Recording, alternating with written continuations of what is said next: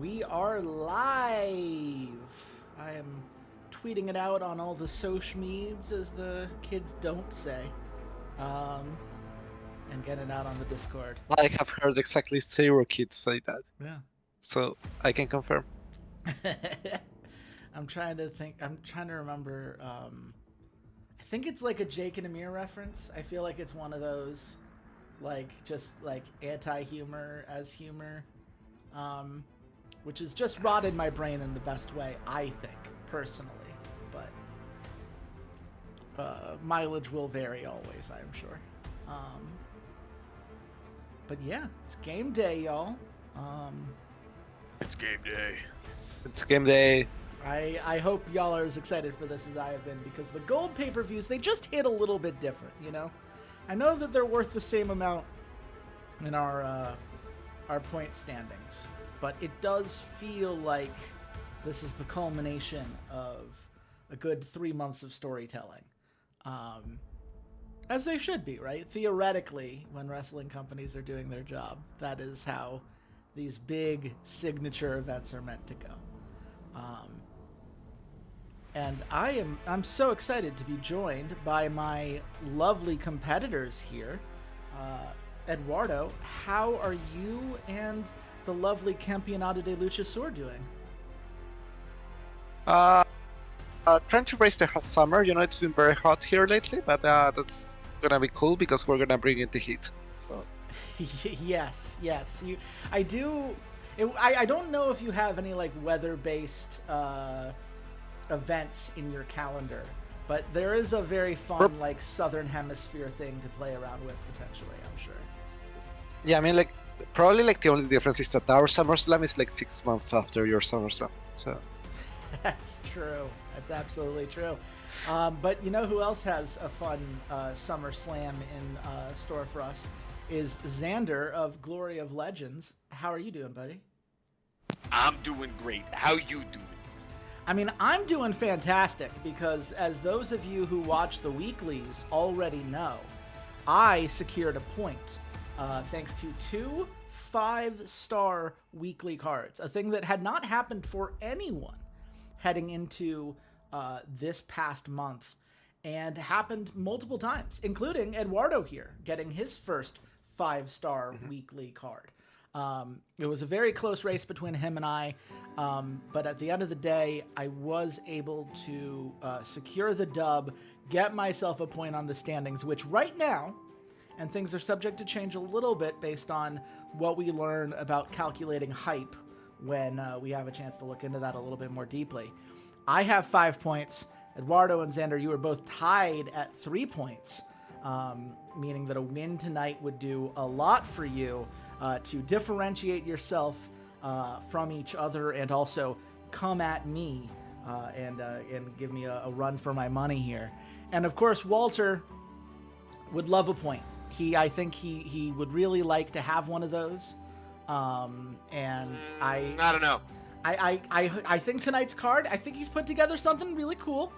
I think he and the game have some disagreements about what it means to run a wrestling company. But, you know, we play the hand that we're dealt. And in this case, we will have to see where that hand lies. But unfortunately, Walter, due to the nature of time and the infamous fickleness that time brings, not going to be able to join us until a little bit in. But he will be here. Will Amatraladora get to finish the story at Deadly Gambit, Marn asks. And that's a great segue here because, Eduardo, Deadly Gambit at Campeonato de Luchasaur is up first. What can our lovely pal Marn and all the other folks at home expect from today's card? hi, other folks at home. Hi, Mark. Yeah, this today is going to be a spectacular because Ametralladora Anderson decided to cash it in at the main event today, his contract match, and he's going for the main championship, the Campeonato Andino, against Ishihara, but because he had already a scheduled match versus Lionel Looney, this would be a triple threat for the ages. Also, we're going to have a second TLC today in Alisa Rose versus Kelly Torres in order to see who will attain the championship, if Alisa will retain or if Kelly will regain her championship. And yeah, we're gonna have. I think this will be the first defense of our Nova Championship with the Golden Teddy Bear on the pole. Also, Yes. a lot of like very hot feuds, like Gabriel Rivera versus Chacal Pro. So, uh, yeah, tune in tonight. It's gonna be cool. It's gonna be hype. Yeah, it's a star-studded lineup from top to bottom, and let's just jump on into it. We don't read these previews. We don't need these previews, but it is a lovely poster you've got going on. So good for you here. Amatraladora faces. Actually, they mentioned the One Step Closer contract. This is a nice little ad. They don't. I've never seen that before, but I also never had a fixed match contract before. So I'm glad that they included that here. We will indeed see what Amatraladora has in store for this belt. But we start with a feud that's been going back and forth for a while now between Matthew No and Gambler. Eduardo, talk us through how this match came together and what people should be looking out for. Well, honestly, this feud like started like some months ago already. Matthew No and Gabriel have been going back and forth with it, and they're gonna finish it tonight with a street fight. They're gonna throw everything and the kitchen sink at each other, and they're gonna show who's like the rising star because both wrestlers are around 770 popularity, and they're here, sorry, a win here could mean a lot in terms of pushing them forward. Absolutely. I mean, Matthew No would love to climb up the rankings at 629 right now. He needs a couple big wins, and a feud like this goes a long way. But Gambler, he's looking at becoming a main eventer. He wants to make his way into the big time, and he cannot falter here if he's going to pull that off. Xander, who do you think Eduardo gave the win to tonight? Ooh, this is rough. This is rough. You know, the talent in this promotion is massive. The talent in this match between Gambler and Matthew No, not as notable. No, I'm just kidding. Wow.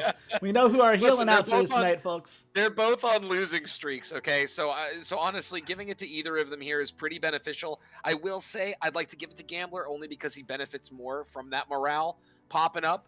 Both are, good wrestlers. They're both, in that 3-4 category, both about the same popularity. But again, just looking at that morale, Gambler's at 67%. Losing again could really hurt you. And if anyone knows what it's like to have wrestlers who aren't happy in their promotion, it's me. So again, if I'm putting money down on one of these two, I'm putting my money down on the Gambler. That's Gambler's the prediction.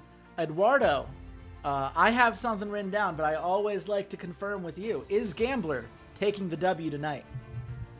Absolutely, he is. Yes. The gambling addict wagers it all and pays off with a main event push. That is an 8% overness boost. It's a 4% morale boost. It's a 4 3/4 star match, blowing off a 4.5 star feud, which means that this match was likely one of the best matches, if not the best match of the feud with each other. And hey, a holy shit moment with Gambler suplexing Matthew No onto the apron. I mean, you gotta love seeing that. A nice start to the card. But of course, we move on to the Campeonato Cuyan Championship between Layla Abelos and Amber Manning. This has been a really fun one to watch. For those who haven't watched the weeklies, Eduardo, how did this come to pass, and what can people expect tonight? Layla Avalos, as people will know, is too pretty, and she managed to got a hold of this Campeonato Cuyan Championship in another match a couple of pay-per-views ago. And now Amber Manning is looking as the main contender, and she's the former volleyball player, is very well fit, and she's looking to win it for herself. Yes, she has been very fierce in her demands for more chances at the title. She has been trying to defend, trying to win the belt every opportunity, and Layla has not been phased because she is simply too pretty to care about someone like Amber Manning. Xander, is that going to be Layla's downfall tonight, or do you think she keeps her 5-win streak going? Ooh, I think that it is time for Amber to collect the dub here and take the belt off of Layla. I think this is the right time to take it off of Layla. I think losing this, she gets a popularity hit, but not enough to drop. And you push Amber the face to the moon on the gold pay-per-view. Start balancing out her losing here with some wins. I think it could be cool, and potentially it gives Layla the chance to fight for a bigger belt. So Amber Manning is my vote here. You've heard what Xander has to say, Eduardo. Do you agree, or do you have something else in store for us tonight? No, I'm gonna agree tonight. Amber Manning deserves a W from time to time. Okay. I am going to note that is different from what we wrote down earlier, but I can lock that in. I know. This is an intentional change. Perfect. Amber Manning with a 5-star win, taking the belt. It does indeed knock Layla out of face of the company status. That is exactly the number of points that she could not afford to lose. Well, I got baited. I will take my L and go home. I got baited so hard. You absolutely did. Look, this is what I wanted to verify, but you know what? I think ultimately this has some real fun opportunities for you because Amber Manning is a very talented wrestler. I think getting to 2-8 rather than dropping to 1-9, that is a threshold that I do think matters. It is a 5-star match, so people were definitely into it, and it increased the rating of the belt. The belt liked this turnover. This was about the right amount of length to avoid the penalty that you will sometimes see for turnovers too quickly. So I don't think you screwed anything up here, but I do think that Layla's going to be pissed with that -17 morale change, and she's going to be looking to take it out on somebody. So we'll see how Amber is able to handle it at the next week. I didn't realize that I could drop like over 24 points. I didn't think you'd drop that much either. Which is obviously why I stated that, but the game just wanted to make it through. It's the gap between the two wrestlers, right? Layla was nearly 160 points ahead. You're going to take a larger hit if you lose to someone who is lower on the card than you by a significant margin. That's we saw Walter have a 300-point difference, and both wrestlers were happy though, so it's not guaranteed. No, by no means guaranteed. If it had gone hot, if it had been a hot match, then everybody rises, right? That's but that's the risk you take, and. I do not believe this was not a hot match. Like, did you see how she grabbed the championship belt? Come on. I mean, look, I'm inclined to agree with you. It was 5 stars, so the fans liked it, but... I hate that I'm at 99, that's all I'm going to say. The mother. Oh, my goodness. Well, we move on to the Nova Championship, which is a 4-way golden teddy bear on a pole match. For those of you who did not see the weekly in which this belt was introduced, this is a belt that only exists for teddy bear on a pole matches. This has been Eduardo's signature event at the Campeonato de Luchasaur, and it's led to a lot of fun. So, Eduardo, tell us how each of these competitors made their way into the ring today. Well, more importantly, Kaden Lee and Kyle Cage and James Parker, they all won different events in order to qualify for this special event.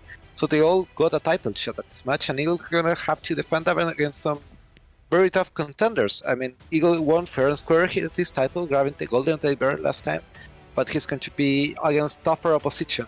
Kyle Cage, Kaden Lee, James Parker. So we'll see if he can retain or if some of these other very talented wrestlers will take advantage of this. Yes, now this is one of those where, Xander, you had some very strong feelings when Eagle won the belt. Looking at it now, seeing him with his championship here. I'm rooting for anyone not named Eagle. If anyone not named Eagle wins, I'm happy. If Eagle wins, I'm not happy. It's that simple.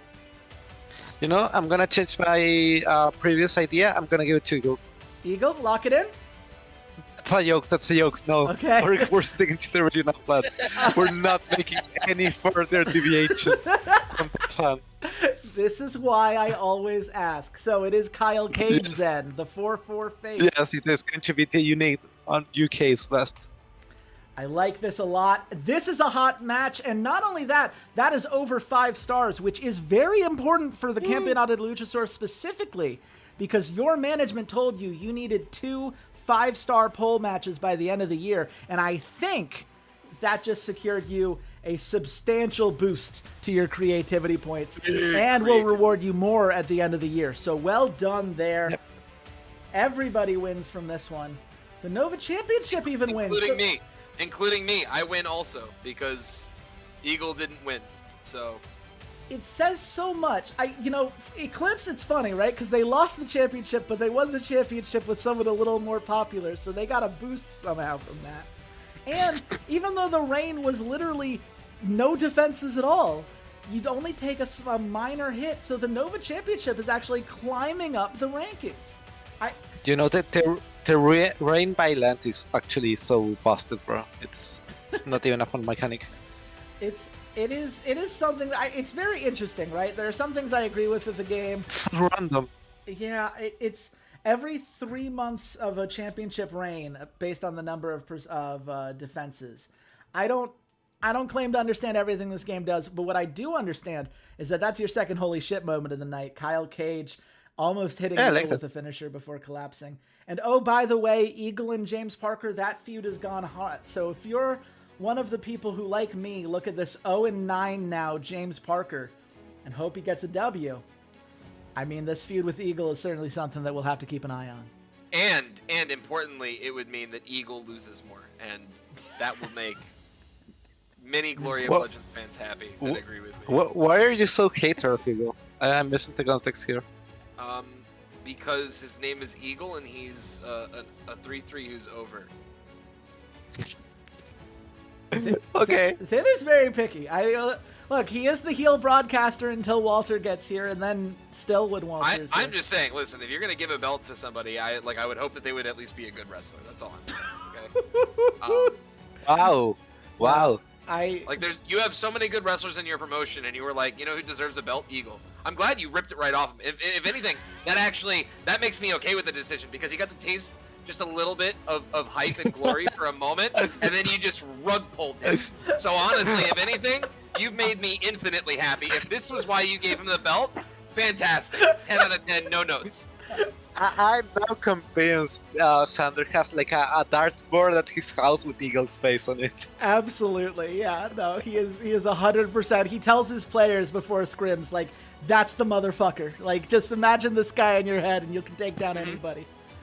Just imagine your lane opponent is Eagle.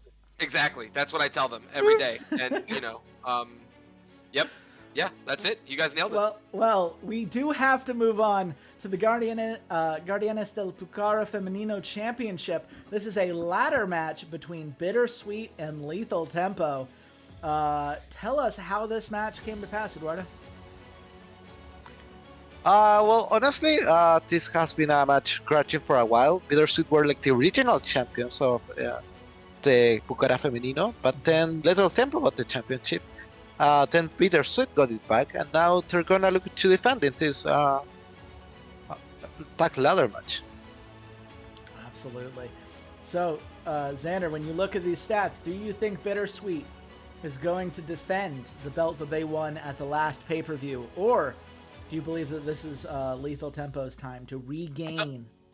I do think that Bittersweet retained this title. I like that Bittersweet got it. I like the build between them and Lethal Tempo.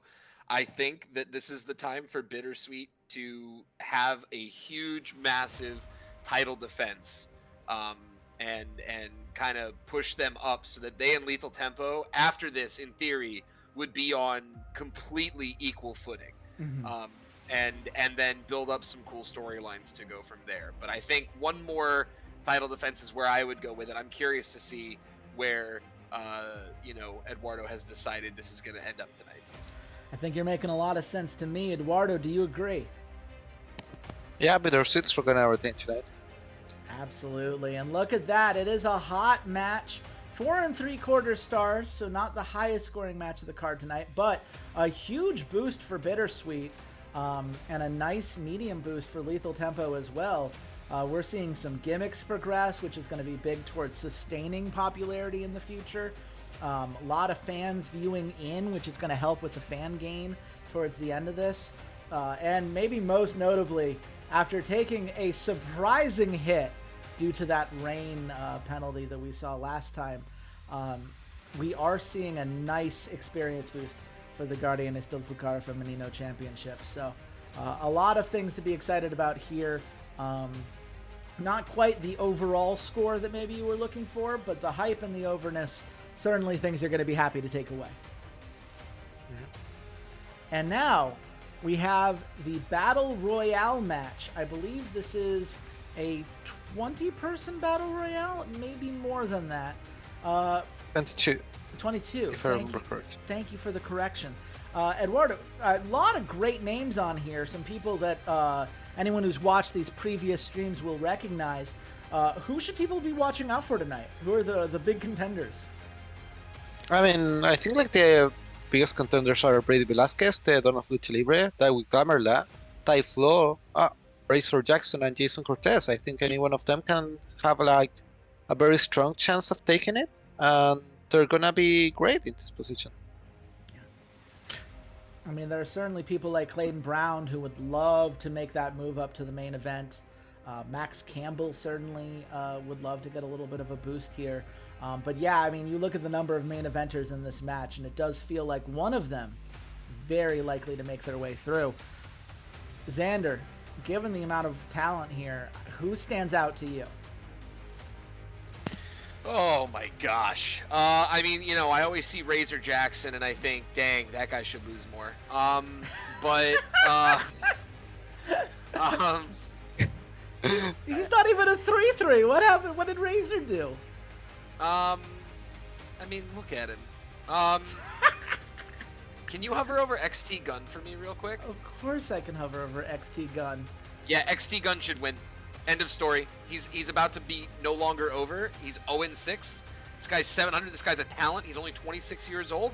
Give that guy a win. And if you don't, then I'm sad. And you should like, if Razor Jackson is no longer over, who cares, right? Like who cares about that guy? But XT Gun going 0-7 is a crime. It's a crime, and I hope that's not what happens here. But you know, I also know Daiwick Damerla, Ty Flaw, they're important people and whatnot. But again, XT Gun. That's my answer. Final answer. Well, I know, Eduardo, you went back and forth on this for a bit as we were together looking at who the best candidate would be. I know what name I have written down here. Who are you giving the W to tonight?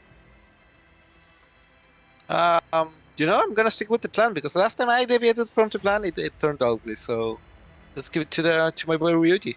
Congratulations, Ryuji Sakota. A big win for him. That is a 73-point popularity boost, which is huge, pushing the 4-4 face well into the main event and keeping him protected. It's a nice 5-star battle royale, which you love to see. Pushes, a hot match means everyone gets an overness point, which is great because Ishikami was only 1 point away. He is now over, and Ishikami was a 3-3, so that's a 4-4 who is very likely to become a main eventer soon. So you love to see that. You love to see Cameron Johnson, Daiwick Damerla. That feud's gone hot, which is a big boost there. The bleeding, unfortunately, did not lead to a holy shit moment, but certainly a huge win to get a lot of these people an extra point in overness. And a nice 5-star match. So well done there. Well, the train keeps on rolling at Deadly Gambit. We have the Guardianes del Pucara Masculino Championships, a fatal 4-way tag steel cage match between the Corazones de Lucha, Here and Now, which is the actual name of the No and Ryota that you see here. The game just did a dumb and didn't track it. The Hiroshima Hotties and Psycho Circus. So, Eduardo, how did all of these people come to compete for this title, and what can people expect tonight? Well, this title has been going a bit back and forth between Corazones de Lucha and Hiroshima Hotties, but this time things are a bit different. This time, Here and Now and Psycho Circus also made it into the qualifying for this steel cage match, and only one of them will arise victorious. It's going to be definitely a tense match. Absolutely a tense match. Xander, we always turn to you here for a prediction. Which of these tag teams would you be giving the nod to tonight? Yeah, you know, I'm looking at this, and as much as I like personally Corazones de Lucha, I think it's time for somebody else. And if I had to give it to somebody else that's here right now in this match, I'm looking at the Hiroshima Hotties, okay? They've been on a pretty massive lose streak, you know, and I think it's their time to shine again and get a massive win here that serves to upset the balance. I will also say though, I love Psycho Circus, and if Psycho Circus end up getting the win, I would be just as pleased. Only because like they're the Psycho Circus guys, all right? Like look at that, look at that duo right there.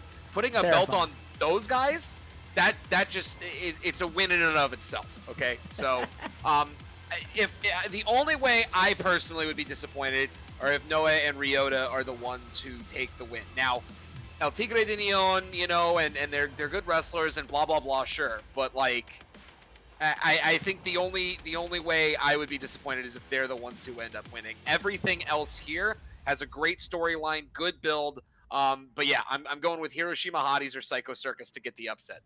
Well, I'm certainly more of a fan of Here and Now than it sounds like Xander is, but I do believe, Eduardo, if my notes are correct, that you agree with his overall thesis that this is the Hotties' time to shine tonight. Yeah, this is the hottest time to reclaim the title. Yes! And look at that. It's a 6.25 star match, ladies and gentlemen. Our first 6+ star match of the night. God, the Hiroshima Hotties and Corazones de Lucha don't know how to do anything but make bangers. They've been so consistent for you for so long, and it's nice to see Banger that production. Now, Corazones de Lucha, it's a morale hit, but they certainly had the morale to lose, and plenty of overness that they could afford to lose as well. And let's see, do we get a holy shit moment? We do not, but we do get a nice experience boost here. So it's a nice win overall, and certainly at a 6.25 star match, you know that's going to be big for the final rating of this pay-per-view. So well done, Hiroshima Hotties. The Archangel de Fuego and the School of the Phoenix gets their revenge for some of the L's they've taken on the weeklies. But of course, we keep on rolling with the Campeonato Onto Championship, a 6-way steel cell match, which is even more impressive than a steel cage, to try to contain the champion, Jordan Amir, the Phantom Executionist, who wants to start his journey to becoming a face of the company, and 5 incredibly talented challengers who are all gunning for that spot. Eduardo, who should fans be looking out for most in this match, and how did it come together? Well, honestly, this match is riddled with very strong wrestlers, like Jordan Amir, who obviously is the champion holder, Adriano Cicelli, who's been feuding him daily for the title.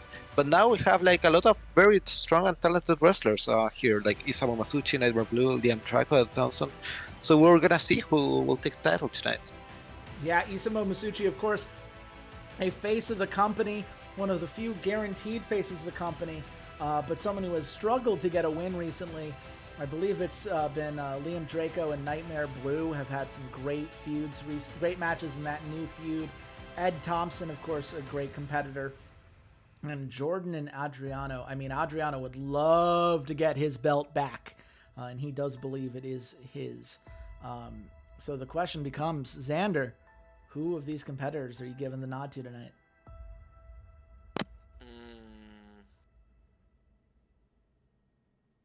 Yeah, Jordan retains, in my opinion. You're giving Jordan the retain. Given he's only had the belt for 1 month, that makes a lot of sense to me. Do you agree? He's also really close to falling underneath of FOTC status. That's also true. What say you, Eduardo? Is it Jordan Amir's time to retain and win the Steel Cell match? I think it is, yeah. Absolutely. And it's a 6.25 star match, back to back 6.25 star matches. Who cares about those minor popularity hits? That doesn't mean jack when you've got 6.25 star and a nice 3/4 star bonus to work to the strengths. You'll love to see that. Jordan Amir and Adriano Cicelli just went hot, which is great to see. Should give you plenty of room for that feud, that back and forth to continue. Jordan Amir on his way to becoming a face of the company. This is officially month 1 of 6. And oh, by the way, Jordan Amir speared Adriano Cicelli through the cell wall. Fans going crazy. 30 creativity points. Your third holy shit moment of the night. Oh, by the way, you leveled up the Steel Cell match with a huge boost to its experience, which will give you a higher rating boost moving forward, as if 6.25 stars isn't enough of a rating boost. So, well done there, Eduardo. You love to see it. What else can I say? Absolutely. Well, what you can say is you could say this 8-person elimination match. Tell us how this came to pass, because you have a lot of very talented wrestlers who are suiting up tonight, trying to be the last one standing. Yeah, basically, these all wrestlers are like, hey, we deserve a title shot as well. So they're gonna be facing off in this elimination match to see which one will be contending for a title in the next pay-per-view. So even though they do not have like direct opportunities, this will be a direct opportunity for the future. So they're all very eager to prove themselves. Yes. Everybody with a lot on the line if they want to be the next one up. Xander, given all of the talent on display here, who are you picking to win this 8-woman elimination match? Pink Arrow. Okay. End of story. You like Pink Arrow? That's a one and done. Walter, I know you just joined the call. Welcome. But with 8 competitors here, do any of these 8 women stand out as the one that you believe Eduardo should be giving the win for in this elimination match? Violetta. Okay. You're going with probably the favorite Violetta, given her popularity. The People's Champion, Pink Arrow, if the people are Xander. Both great choices, but Eduardo, I believe you have a third choice that's going to take this one home tonight. Yes, I do. Let's go forward then with Ivy Chavez. Ivy Chavez it is. And there you go. It's another hot match. A 15% overness boost for Ivy Chavez. Holy shit. 79 popularity too, so she is a main eventer. And by the way, she's a 4-3 now, which is great to see. That was already the objective of this match, but the Ivy Chavez, Juno Ripshaw feud goes hot because of course it does. Ivy Chavez going over huge. Pink Arrow's gimmick improved, so she still looked good in this match. No holy shit moment, but a nice boost to the elimination match. And a very solid 5-star match with everybody benefiting. You don't typically see those with someone who is 200 points below. We talked about that a little bit earlier. But man, oh man, did it pay off here. But it would appear that some treachery may have been afoot tonight. Eduardo, what is happening with La Fantasma and Keegan Cohen? Well, this tag team was part of La Sagrada Familia, but then they decided that, you know what, we can achieve some greater heights somewhere else. And they decide to betray the Sagrada Familia and join the Rising Sun. They see the writing of the wall, they see they can achieve better and greater things over there, and they will embrace the members of the Rising Sun. Absolutely, and it does now lead to a huge boost for Rising Sun, I have to imagine. La Fantasma starting to get over with the fans. That was also a talent request, so you know she's going to be happy.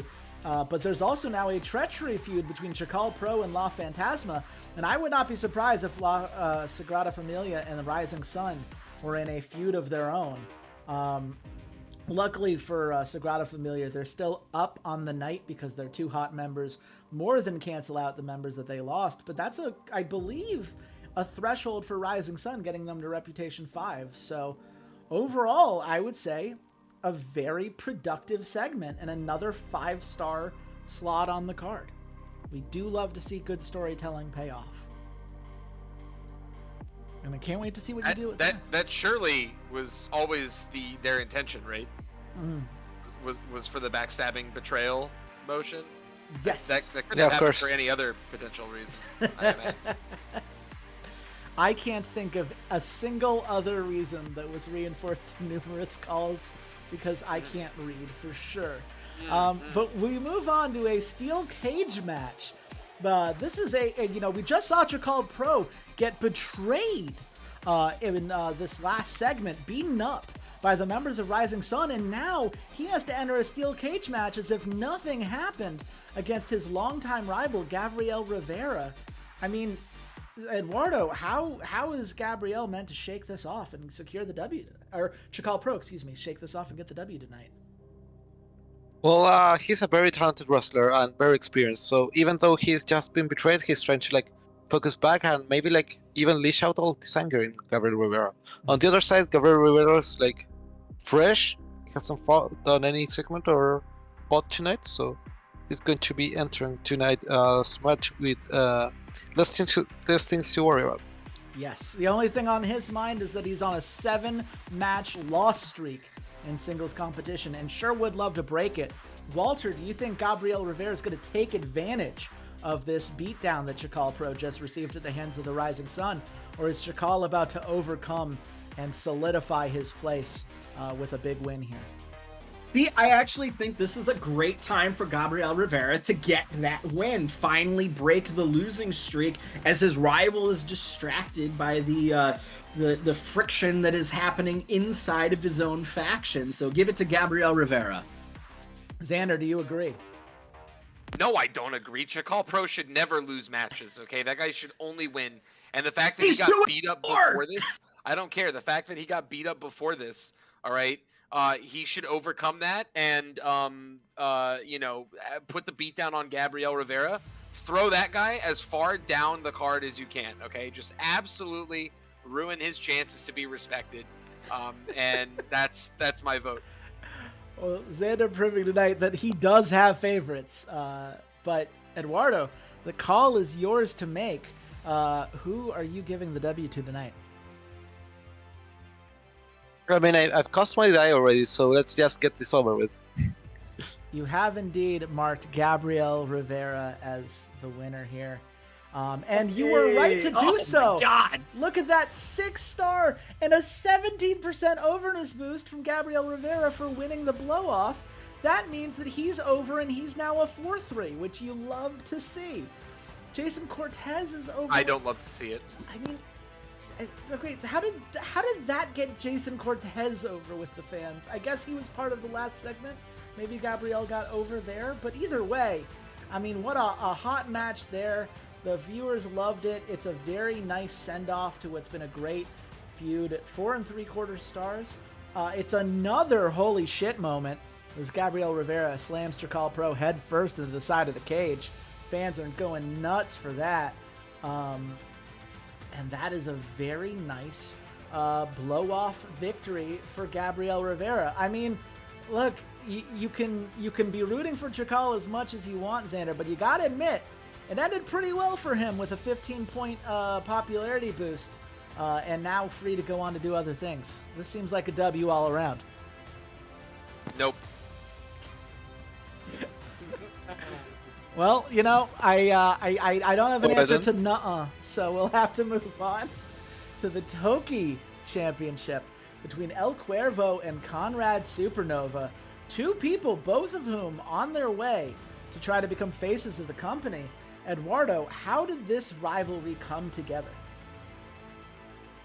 Well, as people will remember, Conrad Supernova was our forever Toki. He was Toki for at least 4 months until he was basically unbeaten until El Cuervo finally decided, you know what, you're not going to be unbeaten forever, so I'm gonna just take your title, and he did at the last pay-per-view, and now he's gonna look to defend against Conrad Supernova, who still has his title shot back. Absolutely. And I mean, El Cuervo, right, battled his way back from an injury. Some could say a Wolverine-like recovery, shaving off 3 full months from what people expected so he could get back in the ring and take this title. Xander, do you believe El Cuervo maintains his momentum, or does Conrad Supernova take back the belt that has been his signature since the promotion began? El Cuervo. Cuervo. Sometimes it's just that plain and simple, folks. Walter, what about you? Both the Raven, El Cuervo. That's 2 votes for El Cuervo. Eduardo, are you making it I would say the third, but really the one that matters? Yeah. Well, I think you cut out, but I'm pretty sure you said yeah, and also that's what's in my notes. So there it goes. It's a 6-star feud, 6-star match. The crowd very engaged.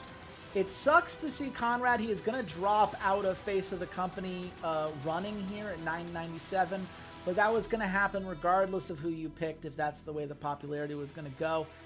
What you get here is a 6-star match. You get, let's see, no blow-offs here, no holy shit moment, but a nice 21-point experience boost for the Toki Championship, which is great to see.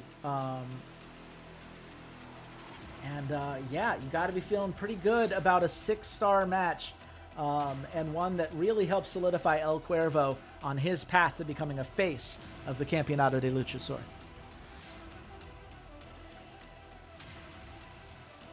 But we take some time now, and Eduardo, you called it earlier on. You said, can I fire Philip Keller? And I said it would be a lot of points that you spent to get rid of the guy. But I imagine when you see this package, you feel like maybe you should have. Yeah, I have no words. He's getting sacked to that. She's gonna arrive home to see the pink envelope. Philip Keller, check your PayPal. But, you know, given that Haley... Check your PayPal, but don't check your mail, according to Eduardo. So. Yeah. Yeah, just Essentially. Give it some time, my friend. But look, Haley obviously still exhausted from winning the Grand Invitational. It's a move that earned her own belt. She is not going to be defending tonight because we cannot risk a talent as good as Haley has been. But it is important that everyone remembers that she is the champion. And so at least the fans get a chance to appreciate Haley, even though she will not be here for the last 2 matches. At least we now know which match will get dropped, so... We do know that that one's going to get dropped. And indeed, now that we're at 14 matches, the bottom 3 get dropped, which right now means we're going to drop both of your 4 3/4 stars. So everything you have is 5 and up right now. And with a couple different 6-star and above matches. I did not know that part. Yeah, you're in a really good shot right now. But you got to bring it home with 2 championship TLC matches, including the one you teased at the start here. It is Alyssa Rose versus Kelly Torres. How did this match come together?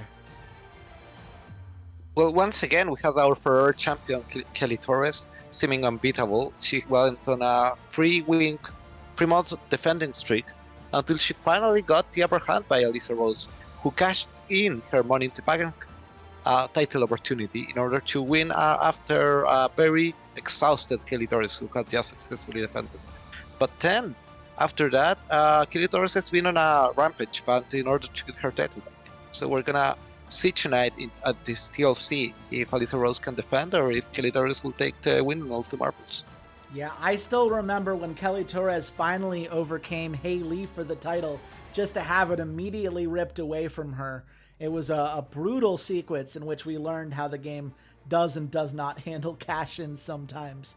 But, I mean, 2 incredible competitors here. Walter, who would you give the nod to? I think at this point you have a decision to make. You're either going to keep it on Alyssa Rose because you want her to continue this run into face of the company territory, or you're going to risk losing that out, give it back to Kelly Torres, and get her back into face of the company territory.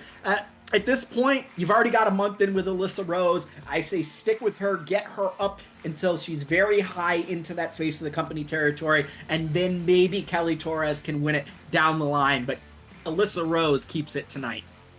Xander, do you concur? Yeah, I'm in the same boat. I think Alyssa Rose is going to be the one keeping it tonight. That's 2 votes for Alyssa Rose. Eduardo, are they correct? Yeah, they are correct. They are indeed. And there we go. It's another 6-star match for the Campeonato de Luchasor. A nice popularity boost to each of them, which you love to see. The fans, it's an interesting story. They are engaged. They are here for it.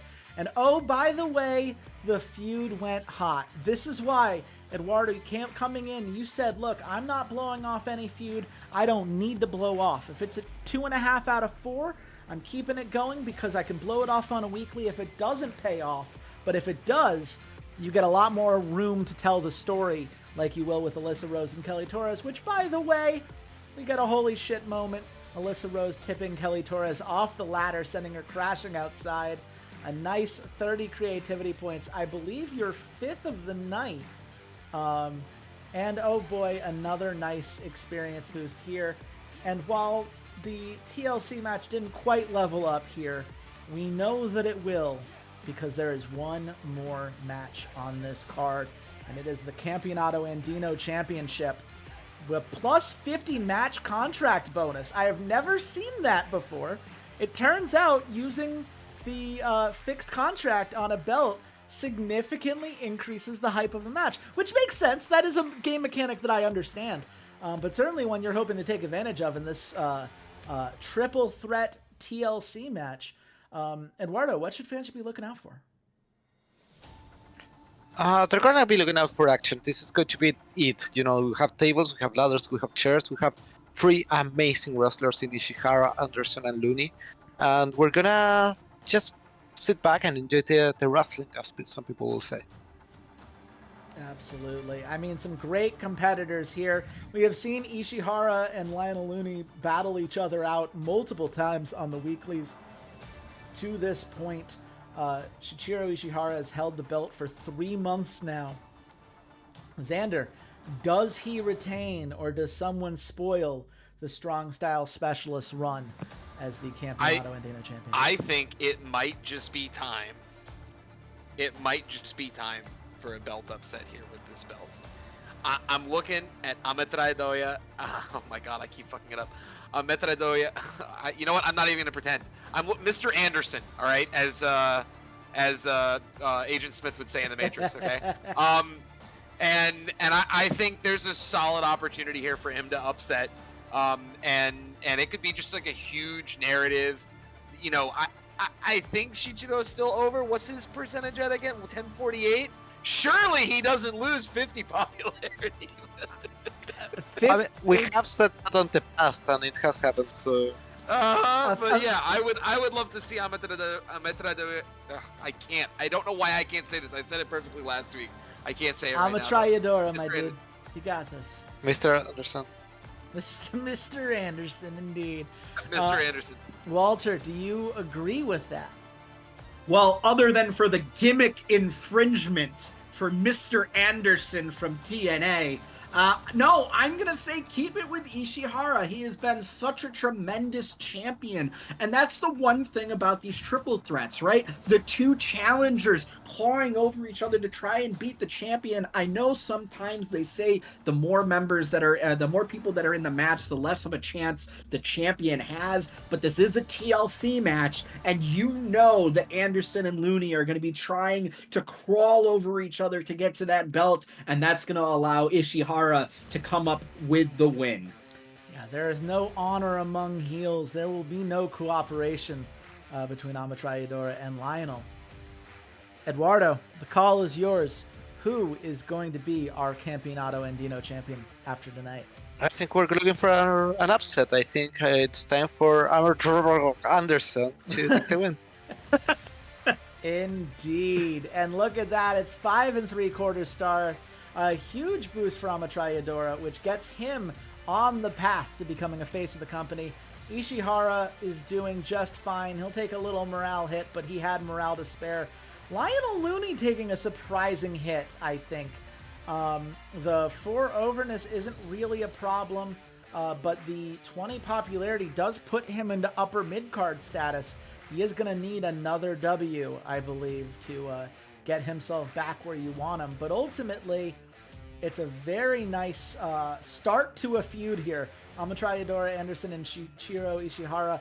This is not the last time these two are going to face off. I am sure of that. The cost is decreased for your TLC matches moving forward, and it's a nice boost for the Campeonato Andino. Shall we total up this card? Let's do the thing. Man, I love What's he got? offline. It channels so quickly, and it is a 5.5 star card, ladies and gentlemen. Woo! Quite the card Oof. tonight. Was aiming for a bit higher, but okay, I'll take it. You know, honestly, if one of your 6 stars had been in this last spot instead of a 5 3/4, You like flip these two, and I think you might get to 5 3/4 star. It is. Yeah, we're sucking Looney. Looney, don't check your mail. Yeah, Looney, Oh. don't check your mail. Yeah, Looney and Philip Keller are going to be on the same street corner after tonight's match. But Yep. I do think there's a lot to like here. 5.5 has been enough to win pay-per-views in the past. So this is still a very strong start. You have set the bar, Eduardo, and the rest of us will need to do our best to keep up. Not to mention, look at those creativity points given the win tonight, all of the holy shit moments you had, and fulfilling your requirement for the pole matches. So you're just going to recharge and be stronger than ever next week, regardless of what happens here. So Best of luck to everyone. yes, Care, guys. you're Yep. tapping out GGs, tonight. good luck. Yes. Yes. Take care, buddy. Thanks for being here. After that, poor performance by Keller. Absolutely. Oh my goodness. Well, thanks so much to Eduardo for making it. Obviously time zones being a thing. We're just glad that we're able to have him on the show and to see such a fun card. And speaking of fun cards, Walter, you are up next. Tell us, what does the Stamford Wrestling Alliance have in store for us here at Schools Out? Listen, here's the thing. So the SWA, and as you can tell, I got on and I immediately fell into character here because I am a professional. I am the best in the business at what I do. But yeah, the SWA, here we are. We're 6 months into it. This is, our next big major pay-per-view. This is our equivalent of the summer blockbuster pay-per-view, Schools Out. And we're going to get the ending to a lot of stories here. There will be the end to a lot of stories. Could this be the end of Craig Opley's time in the SWA in a loser leaves town matchup against Ethan Wilde? Or will he retain, or will he get back his men's championship? Will Totsuno Funo Sentai be able to survive the Empress in a steel cell match? Will Down Under get their revenge on Hollywood Bound's dirty tactics? And will anyone from the lads be able to stop Christopher Devlin? There's a lot of endings on this pay-per-view, but there are also some beginnings as we see the beginning of the civil war between Short and Eternum. It's a very exciting card, and I can't wait to show everyone what we put together here. Absolutely. I mean, let's I've not... got one thing to say. No, yes, no. We will see how that prediction comes together as we jump right into Schools Out. A nice poster here. I love seeing Chase as part of the poster. Go team. Right behind Devlin, as he has been during other previous matches. We will see if that changes tonight. But we're not going to worry about these predictions because the only thing that matters is what Walter has in store for us. So we have the Trios Championship here between the Kingdom and the Lads. Tell us, Walter, how did this match come to be? Yeah, so here's the thing. The Kingdom, they've been on a bit of a roll here. Parole on a roll. They've been our Trios champions for a little while. And they haven't had too many matches recently. There hasn't been too much Trios tag team action going on in the build up to School Out. Parole on a roll. Drew King came up to me and said, "Hey, my guys, they want to fight. They want to defend their title. What the hell is going on?" And I was like, "Well, we're working on some other storylines, and you and Jules Murphy have been fighting with each other, and I just haven't really had much for them to do." And they said, "Well, listen, we got a bone to pick with the Lads. We got a little bit of a feud going on with them. So why don't they get a couple of guys together and they'll fight my guys?" I said, "Well, Jules Murphy, he's in the championship. He normally was tagging with Neon Wings." And they said, "Well, yeah, come on, there's somebody else in the Lads." They said, "Okay, Patty Gilman and Neon Wings, they will answer the call. They will fight against the Kingdom because Drew King has been trying to convince Jules Murphy that the Lads are not building him up in the way that he could be built up in the Kingdom. And that's kind of a subplot to this sort of Kingdom versus the Lads feud that we see here tonight. Absolutely. I mean, this is a big moment for the Lads. Neon Wings have been trying to fight their way into some title matches before Hollywood Bound really threw things for a loop. A win here for the Trios belt would go a long way for them, but the Kingdom are not going down without a fight. Xander, who would you give the W to tonight? I want to see the Kingdom win it. I know they should not be going down without a fight. I don't think they should be going down at all. I think they should be winning. Okay. Do you like the Kingdom to defend? This would be their second title defense since they got it a few months back. Walter, are they successfully able to retain? You would be correct, and the one thing here that I think we forgot, we didn't make this a street fight, but that's okay. Normally, Parole on the Roll likes to wrestle in street fights, but that being said, we still have a banger of a match. Yeah, I don't think that was a concern, Walter, because that's a 5 3/4 star match. Just fine. Yeah, Patty Gilman, unfortunately, no longer over with the fans. I think the blow-off, the Lads losing this feud with the Kingdom, is definitely going to take a little bit of a hit for them. But Patty Gilman can get back to it sooner rather than later. More importantly, it's a nice win for the Trios Championship belt. It's a nice win for the Kingdom. Your disrespect feuds are now more hype moving forward. And a 5 3/4 star match is a great way to say that you are very much in it to win it tonight. So well done on that front. Good job. I don't know why it was -6 to overness there. That feels like bullying to the Lads, but the game does what the game does. You gotta It's do okay. better. He's used to it. Oh my goodness. Well, speaking of people who need to do better, Daniel Stevenson really wants to secure the brass ring, which is currently sitting atop a pole in this match between him and Colton Scribner. Walter, how did this match come to pass? You know, this is a continuation of the brief little feud between Daniel Stevenson and Colton Scribner here. Colton Scribner winning the brass ring from Daniel Stevenson in a ladder match at Mayhem last month, courtesy of an Ethan Wild distraction. Ethan Wild then, breaking short off from Eternum because of Daniel Stevenson's weak leadership. And, Stevenson does have to prove to the rest of Eternum that he is the leader that they deserve, that, he really is the true leader of Eternum. And despite this sort of separation and civil war going on, they should be rallying behind him. Whereas Colton Scribner is like, hey, I'm punching a little bit above my weight here, but there's nothing wrong with that. I don't mind winning a contract shot, a guaranteed title shot anytime, anywhere from a better opponent because somebody interfered in it. And you know what? With Livia in my corner here, I think I can defend this in a unique kind of gimmick match and maintain that contract here in the Scribner family. And Stevenson can then go deal with Ethan Wild on his own. He doesn't need this contract to go deal with that. I'm pretty sure he can go backstage and get a men's championship match if Ethan Wild wins tonight. So that's where the stakes are. The stakes are clear. The stage is set. Xander, who would you give the W to? I personally would be giving this W to none other than Mr. Daniel Stevenson. That is fair enough. I imagine just because he's about to hit face of the company status. You damn right.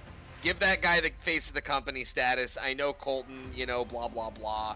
Give it to Daniel. I mean, listen, if Colton keeps it, builds his esteem up a little higher, his acclaim up a little higher, gets to that overness, that's all cool and wonderful and fun. But, I don't know. I feel like Daniel Stevenson, face of the company status, is pretty huge here. He's the face. I like it. Okay, well, Plus he needs a morale. I think there's a good case for both. I think face of the company is something to strive for, but so is getting Colton Scribner over with the fans. Walter, who are you giving the W to tonight? So here's the thing, Xander. This is where a story ends and two different stories begin. Colton Scribner's going to take the win because him and Daniel Stevenson are done for now. Stevenson needs to go worry about something else, and Colton Scribner, well, I don't know. Depending on who wins tonight, maybe he cashes in tonight. Ooh, that would be interesting to watch. We will say that is a huge morale hit for Daniel Stevenson. That will be something that you'll have to address on the weeklies moving forward. But it is a huge overness boost for Colton Scribner, who is now over with the fans. That is a 4-4 25-year-old heel making his way up, solidifying himself as a main eventer. And oh, by the way, it was a 5.5-star match. And oh, by the way, your pull matches are cheaper moving forward. The Scribner family with a hot leader getting a huge reputation boost, and the brass ring contract becoming more and more lucrative moving forward. A lot of positives coming through tonight. Daniel can be mad as much as he wants, but as far as the card goes, I think that's a win for Schools Out.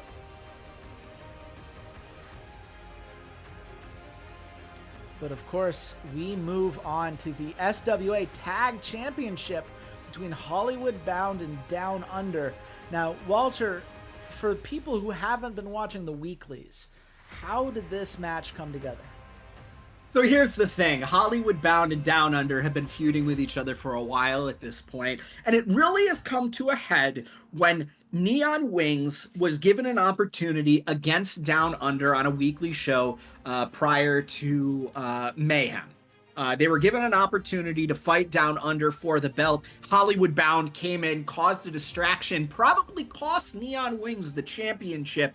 2 weeks later, Neon Wings and Down Under lost to Prodigious and Hollywood Bound to get those two winning teams inserted into a 4-tag team TLC match at Mayhem for the titles, in which Hollywood Bound were victorious. Neon Wings and Down Under kind of got into each other's way, and Hollywood Bound was able to take advantage. Down Under furious, demanding their title, their mandatory rematch. They have determined no one else is going to interfere. Everyone, I can tell you, in the back has agreed they will allow these teams to blow this thing off.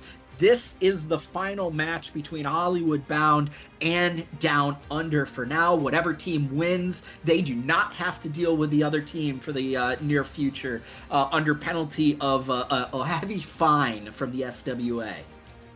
That is a huge thing to say, because compared to a lot of the other promotions on tonight's card, we have seen quite a bit of interference and shenaniganery coming in the SWA. So that stipulation does indeed carry a lot of weight. Xander, do you think Down Under is going to reclaim the title, or do you think Hollywood Bound continues to defend here? I think Hollywood Bound are going to continue to defend here. I think that Hollywood Bound are going to the moon. This has been a hype feud, and I feel like they should be the ones to win it. They've got the 2 title defenses. You know, Down Under need to reset and think about some things, and Hollywood Bound go up, up, up. Yeah, I mean, Hollywood Bound to the moon makes a lot of sense to me, given the story that you have been telling with them. Down Under, I think, will be all right with a loss. But do you agree, Walter? Is this Hollywood Bound's time to shine? This is Hollywood Bound's time to shine. And shine they do. A 5.5-star match here. Walter, when was the last time you saw 3 matches in a row with over 5.5 stars? With 5.5 or more, I should say, on a card like this. You know, it's been a while, but after seeing Eduardo's card, I don't know if it's good enough. But we have plenty of more matches to go to potentially try and pull this thing together. And that is a 5-star blow-off and a holy shit moment as Cairo Oliver jumped off a 20-foot ladder. Yeah, that's pretty darn hype. So is the hype for this tag championship. It is well on its way to becoming a gold star belt, given the number of defenses that you've had for it and the quality of those defenses. A big win tonight in that regard, and a very nice ladder match, which continue to be the bread and butter of the SWA.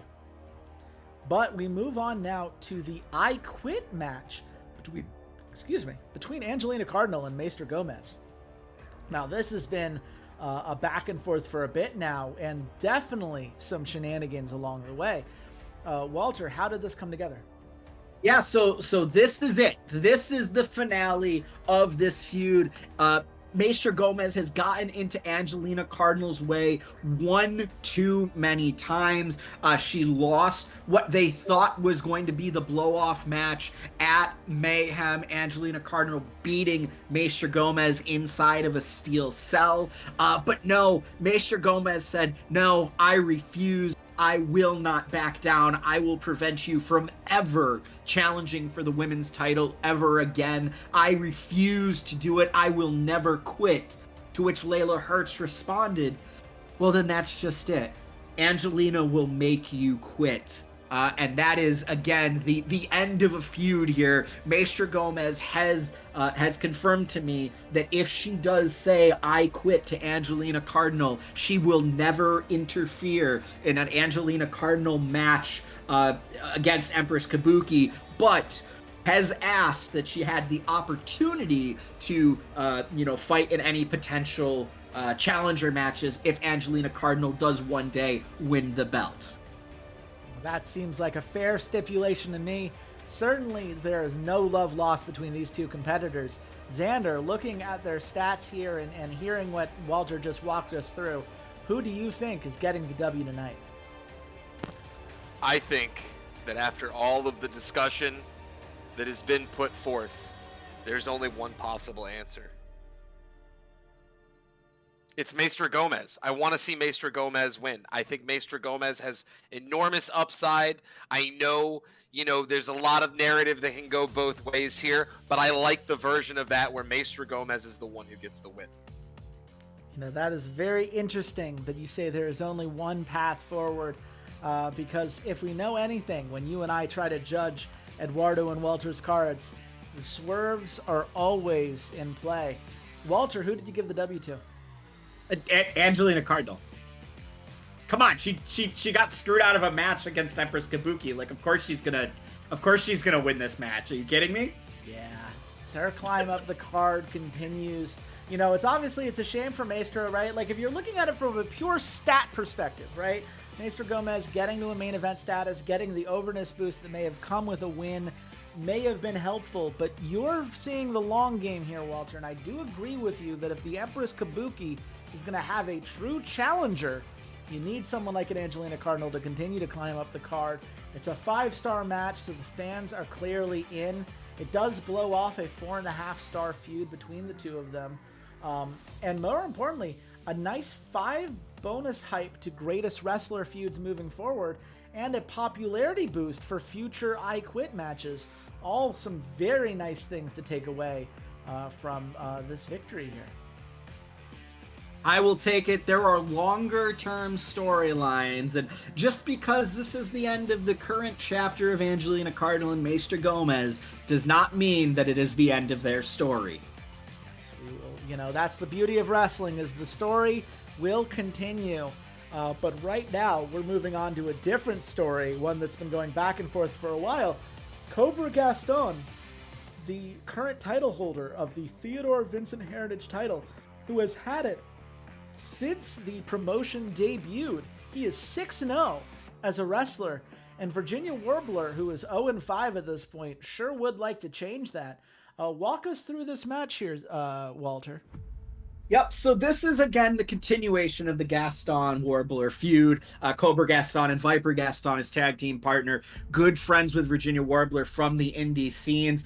Warbler's had a number of chances against Cobra and has been trying to snap him away from Livia Scribner and the rest of the Scribner family, but Cobra has been having so much success that, frankly, Virginia's gotten fed up with him. He thinks that Cobra is getting a little too big for his britches, that he's forgetting where he's come from. He's forgetting his real family and is, being manipulated by this false family.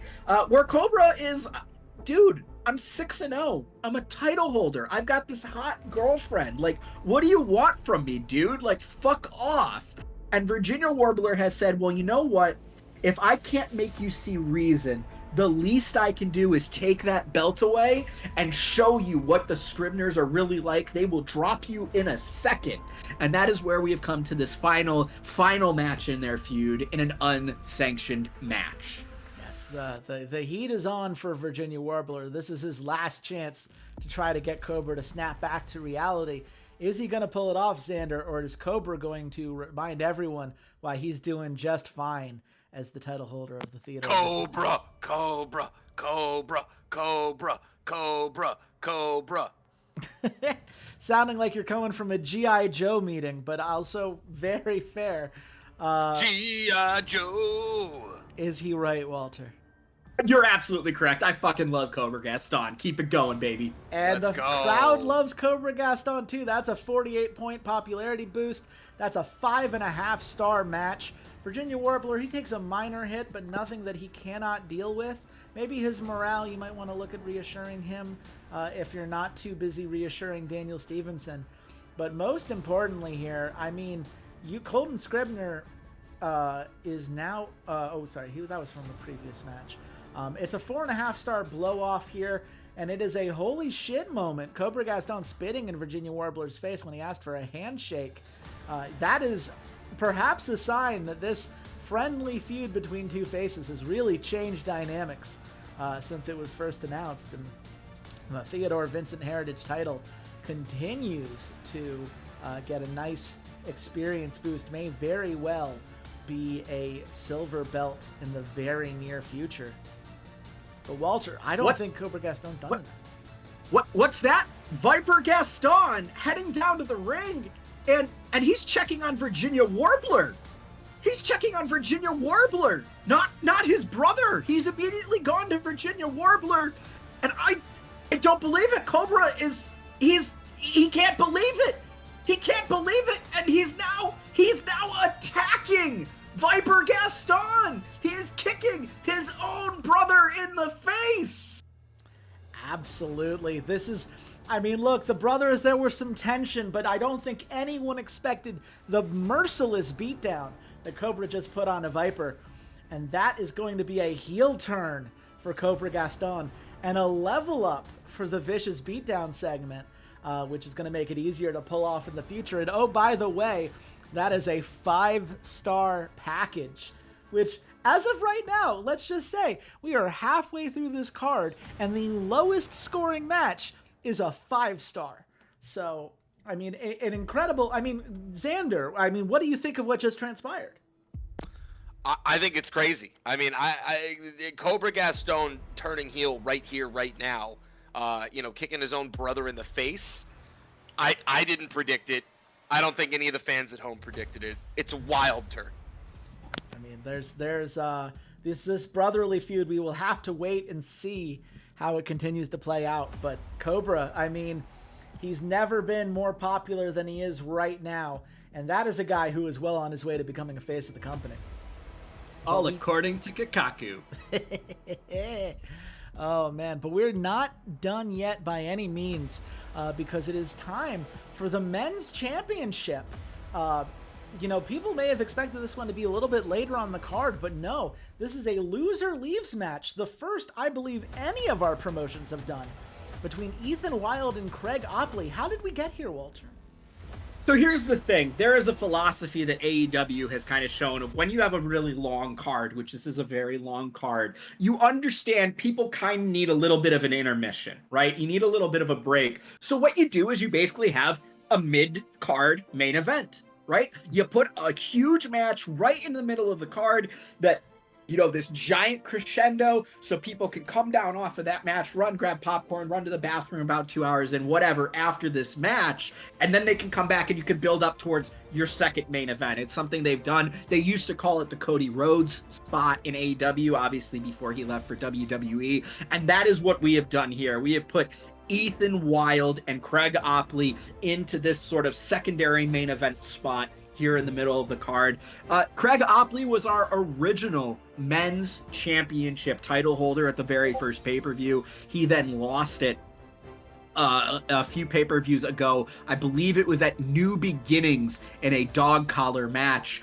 Then didn't appear at Aftermath, lost again at Mayhem in an I Quit in the main event of that pay-per-view. And, he came out and he attacked Ethan Wild last week after Ethan Wild interfered in a match between short members, the Killas, and the Gaston brothers. Craig Opley demanded one last rematch, and Ethan Wild said, "I made you already quit. You already quit against me. What more can you give me?" And Craig Opley said, "I'll give you my contract for SWA. I will leave the company if I do not beat you." And Ethan Wild gobbled that up and said, "All right, buddy, you're fucking on." The stakes could not be higher. One of these two competitors will not be with the SWA for the foreseeable future as a result of this match. And I mean, Xander, with the stakes so high, who do you give the nod to? Oh, man. I don't know. This is rough. I would love the story of Craig Opley getting the win here and doing it, and then you're left without Ethan Wild for a while, though. That's a crazy assumption to make. I genuinely don't know. I will say I think Ethan wins this, and Craig Opley goes back to the drawing board to rethink his entire life. Yeah, I think Craig Opley, if this goes against him, has a lot to think about. Walter, is Xander correct? Is this an Ethan Wild win? This is absolutely an Ethan Wild win because we're not kicking out a faction leader after the faction is just started. Yeah. It's a massive hit to Opley's overness, but nothing that he can't handle. More importantly, it's a 5 1/4 star match. It is a nice blow off. And in Craig Opley, he has been forced to leave the company for some time. How much time is some time? Who can say? But here's what we do know. The Leave for Good feud is now in play, increasing the hype for greatest wrestler between Ethan Wild and Craig Opley. And sure, the feud just got blown off. But in the same way that Fighting the Darkness has increased the feud between Cobra and Viper, this Leave for Good feud should keep Ethan Wild and Craig Opley very much in each other's thoughts as they get back to the ring whenever Craig Opley returns, however long that may be. But in the meantime, people get an over 5-star match, and Ethan Wild hitting Craig Opley with 3 consecutive finishers for a holy shit moment. I mean, that's one hell of a way for Ethan Wild to secure his title defense tonight. Absolutely. Ethan Wild continuing to show up as a potential face of the company. And like I said, little main event package here. Cool things down off a little bit. Let everybody go get their popcorn, their sodas, go to the bathroom, grab a beer, grab some merch, take a little bit of time before we get into the second part of the show.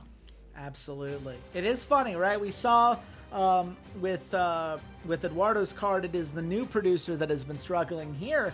Amelie Gonzalez is the one who doesn't quite fulfill her expectations, while Muhammad Fox did a great job on Vicious Beatdown earlier. So, this is, it's the kind of package that's meant to be dropped, given how much hype has been around every other match we've gotten.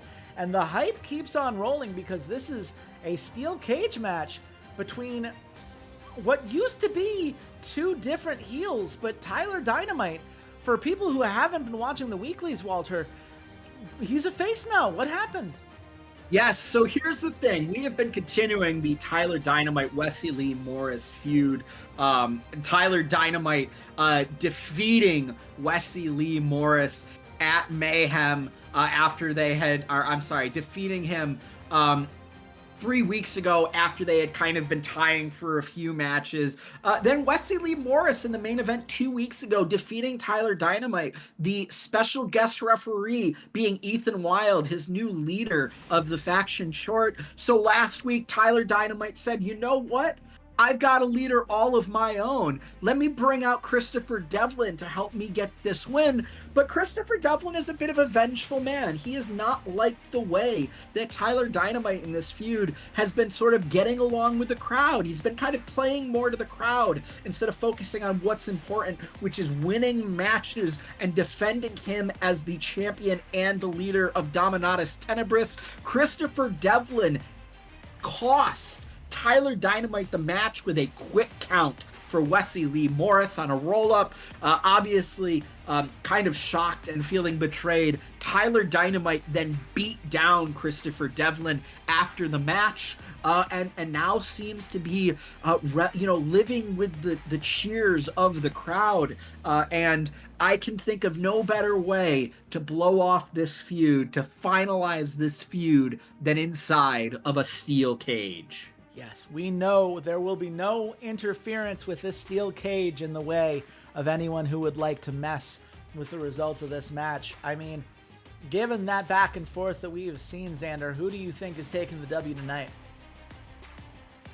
We got the steel cage. We got Tyler Dynamite. We got Wesley Lee Morris. And these two could not be closer in skill, in their martial prowess. And if it comes down to it tonight, I'm rooting for Tyler Dynamite. I rooted for Wesley last time. I want to see Tyler Dynamite take it home in the steel cage, though. You like Tyler Dynamite here? I like Tyler Dynamite here. Walter, you're the only vote that matters. Do you like Tyler Dynamite here? I like Tyler Dynamite here. This kid has something special. The boom itself. And I'm very intrigued to see where he is going to go from here. Maybe, just maybe, Christopher Devlin has somebody else chasing him for that belt. Man. That is, I mean, I love the sound of that. Tyler Dynamite, one popularity away from starting his journey to being face of the company. But at the same time, it's a 5 1/4 star match. It's a nice overness boost for him. And Wesley Lee Morris still gets a popularity boost for a blow-off like this. You love to see that. You love to see the hot match. You love to see a 4.5 star blow-off. And you love to see another holy shit moment as Tyler Dynamite slammed Wesley Lee Morris head first into the side of the cage. I mean, that's a huge sequence of victories here tonight.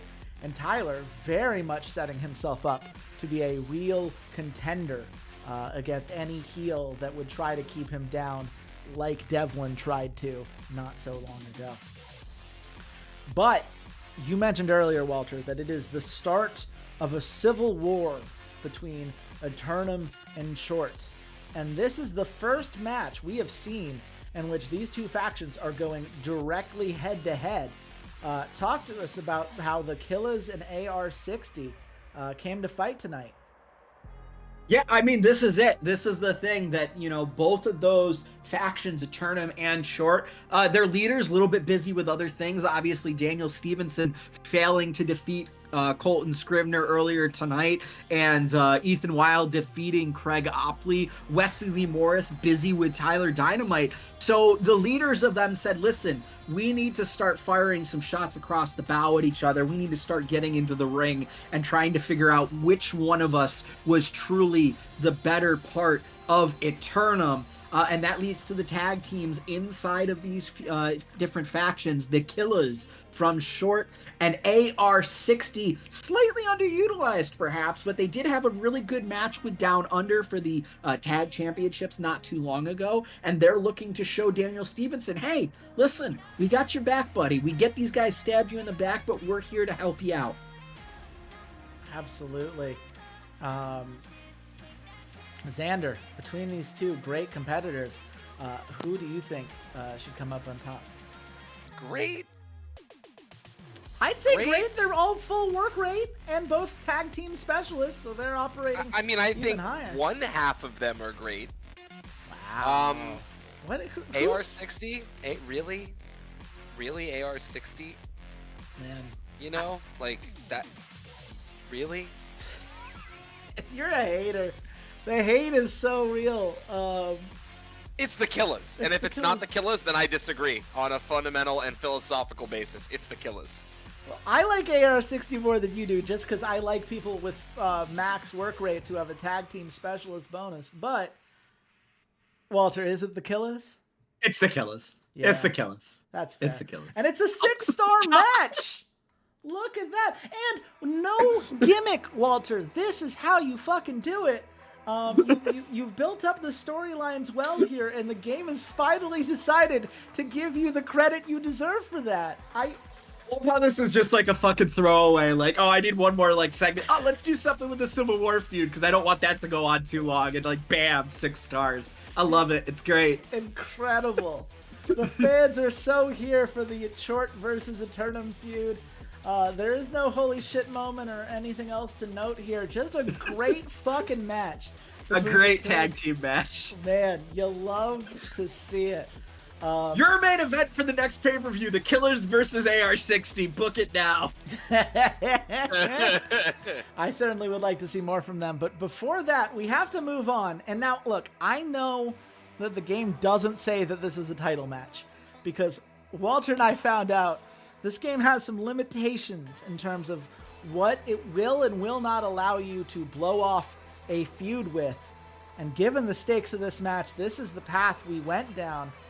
Walter, talk us through this this match, Kabuki in the Steel Cell with some great competitors.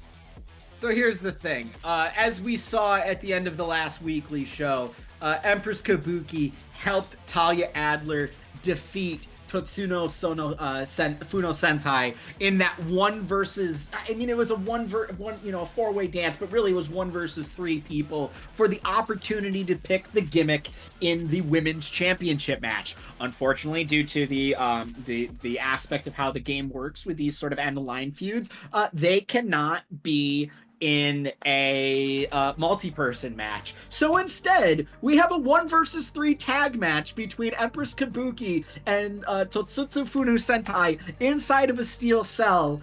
And I guess what I'll say is if Empress Kabuki loses, then I guess my next weekly show, she'll lose the belt to one of them in the main event. Like, that's what'll happen, I guess. Listen, Xander, I don't want to take the guess out of your hands, but I'm just gonna tell you right now, Empress Kabuki wins this, and I feel It's okay. okay. Bummed out. I was gonna say there's no way Empress Kabuki loses this. So No, Yeah. absolutely not. yeah. I don't think anyone was going to pretend like this was going to go any other way. Tusatsu Funo I didn't even know you Sentai. could do a 1v3 though. That's pretty Oh, wild. you sure It is can. pretty dope. And what a win for Kabuki. I mean, that puts her to 1100, which I do believe makes her the highest individual popularity of anyone in this company. Tatsuno Funo Sentai, yes, some overness hits there are unfortunate. Seiko Sahana probably getting the rougher end of that, and we do know 4.5 stars, not surprising given that there are some 2-star workers in this match with Seiko Sahana and Mei Fukushima. But And now feuds are all blown off. the feuds are all blown off. The Empress is done with these people. Tatsuno Funo Sentai have disbanded. Their cause has lost. And there is no one left to stop Made in Japan and the Empress Kabuki, who now increased to Reputation 8, which I believe is the highest reputation of anyone in the Stamford Wrestling Alliance. And oh, by the way, your Steel Cell matches are cheaper moving forward, which I'm sure will be nice to have as you plan out other pay-per-views. So overall, it gets the job done, and you have that match to throw away because all the other matches on this card have been so damn good. And here's another match that looks really damn good on paper. This is Heizo Ogawa versus Kiichi Sakurai. Walk us through it, Walter. Yeah, so this is just a continuation of this feud. Obviously, the 2 out of 3 falls match that happened at at Mayhem, the shoot fight, as I put it, the game did not reward me for it. I was kind of disappointed by that. I really thought that was going to be a banger, and the game just said, no, fuck you. Don't try to do anything fun anymore. So I said, okay, I want to keep this feud going for a little bit. What else could they do? What would happen if two like real life MMA fighters fought each other and somebody got hurt? Oh, they would need an ambulance. So here we go. Ambulance match versus Ogawa and Sakurai.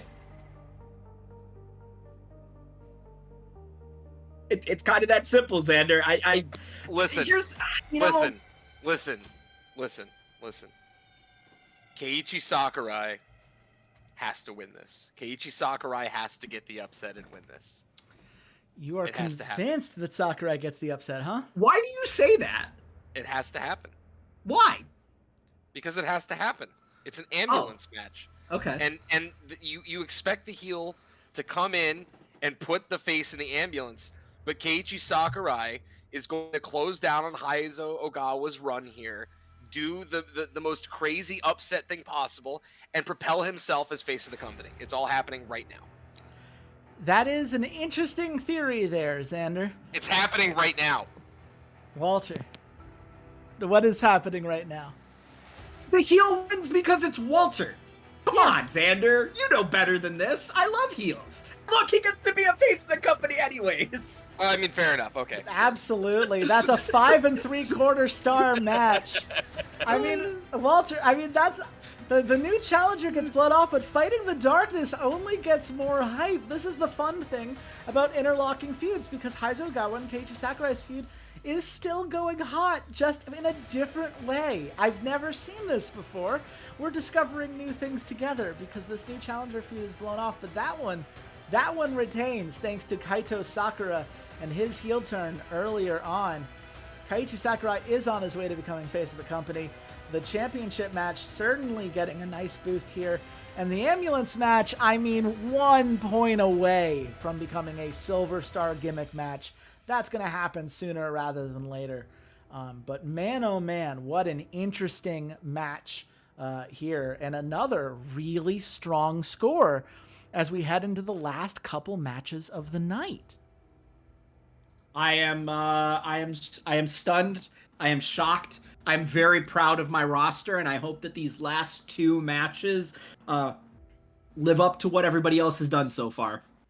Absolutely. Yeah, it's all about the main event, but we've got one more match before then, and it is, one that we've been very excited about. I know there is at least one massive Brooklyn Cambrille fan on this cast for the Mildred S. Robinson Cup. Walter, talk us through this tables match tonight.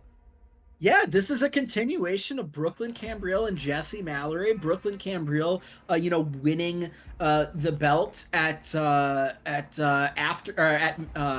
Aftermath, and carrying it since then, defeating Jessie Mallory at Mayhem in just like a normal match, and then Jessie Mallory defeated Nora Nunes and Trixie Albright in a submission match last week for the right to come here and face Brooklyn at Schools Out. Listen, like these are two young, hungry ladies that if it wasn't for the Empress, we would have a really, really solid quartet of women at the top of this card constantly fighting each other in Brooklyn Cambrille, Jessie Mallory, Angelina Cardinal, and Maester Gomez. But it's really hard to get the Empress to come down off her high horse and fight some of these other talents that she hasn't dealt with before. She really wanted to deal with these feuds that had followed her over from Japan. But now that that's been blown off, now that those three women in Totsuno Funasentai are no longer allowed to be a group, they're going to have to scatter. They're going to have to reassess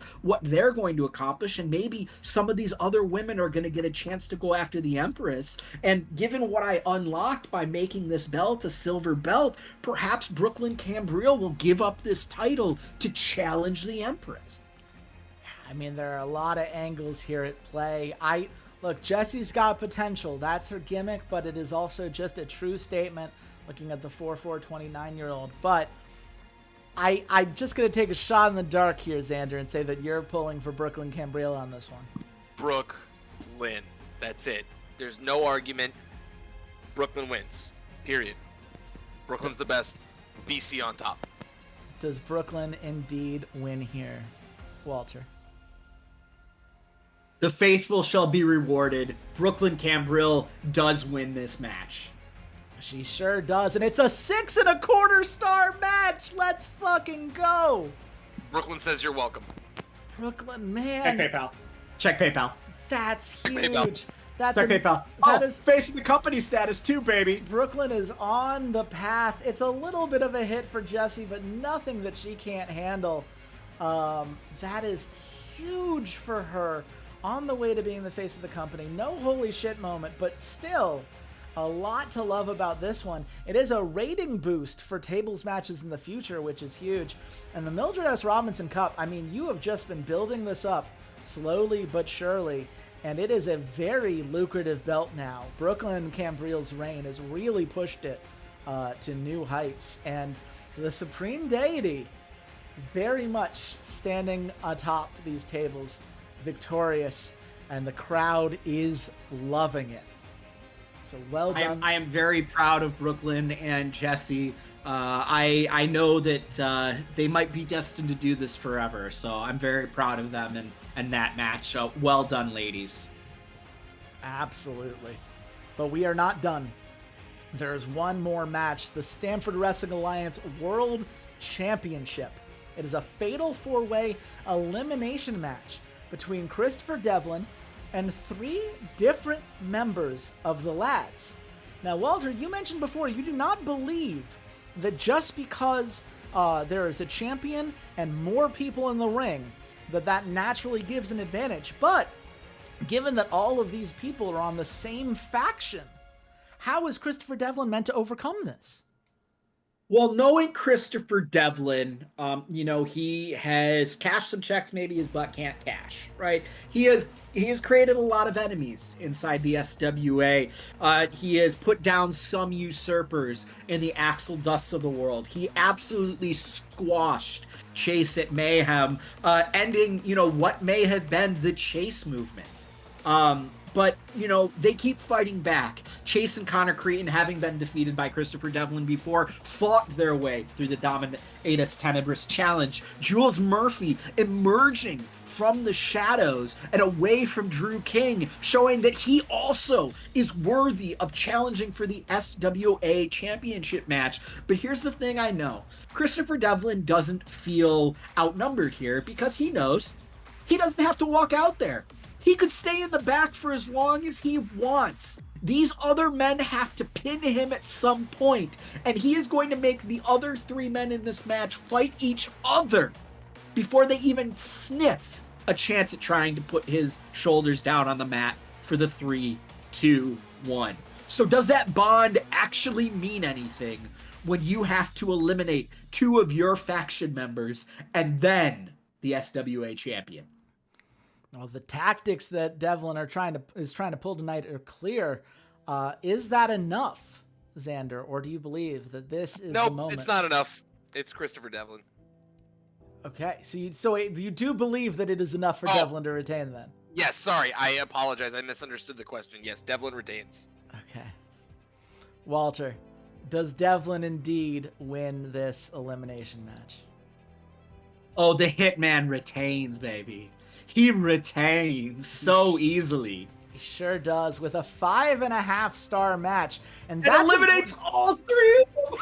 He sure does. I mean, this is Devlin, right? This is what he's always been capable of. This is the guy that we've seen. And sure, it does mean Connor Cretin is now moving down to an upper mid card. He will need to get a little bit of a boost to get back to that main event status. But ultimately, it's a 5.5 star match, and it works to the strengths of this company. And the strength of this company is that Devlin, the Hitman, cannot be denied. What a victory tonight. Crazy. And not surprising that with this victory, Christopher Devlin is officially a face of the company. Congrats, Christopher Devlin. Congrats. Well it's earned. the Hitman era in the SWA. And what a nice boost for Dominatus Tenebris, that faction leader, winning this match. Oh, by the way, the cost of your elimination matches have decreased. But here's the question on everyone's minds, Walter. I mean, this has been undeniably the best card that the Stanford Wrestling Alliance has ever put together. The game's final score, 5.5 stars. You are tied right now with Huge. Eduardo. A great effort tonight. This is undeniably the best card that your company has ever put together. You have never had a 5.5 star card before. And right now, you are very much tied to take home the ultimate prize tonight and get yourself on the board. We will have to see from a hype perspective how all of that shakes out. But for now, how you feeling, buddy? I'm feeling great. You know, I spent the last 6 months in game trying to build to this moment, right? Building a lot of these stories, and I'm very excited for what's about to come, right? Who in this company can hope to stand against the villains that I have at the top of the card? You will notice all but one of our champions are now heels. The only babyface shining beacon of light in the darkness is Brooklyn Cambrille. Who will step up?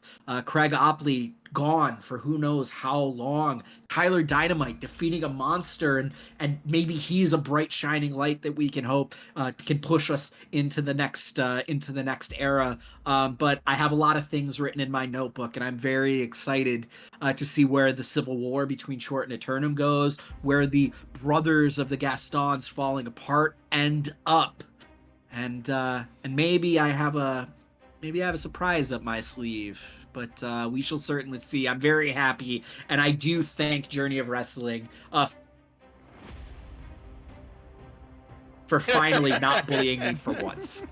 Valid. Yeah, long overdue, my friend. It is a great card. It is a great performance. But we have two other challengers who are going to try to rain on y'all's parade. Xander is up next with Glory of Legends. I will follow with Magically Enhanced Wrestling. Will it be enough to take down two 5.5 star cards? Stay tuned as we're going to take a quick break. We will be back in just a few minutes, folks. Stay tuned.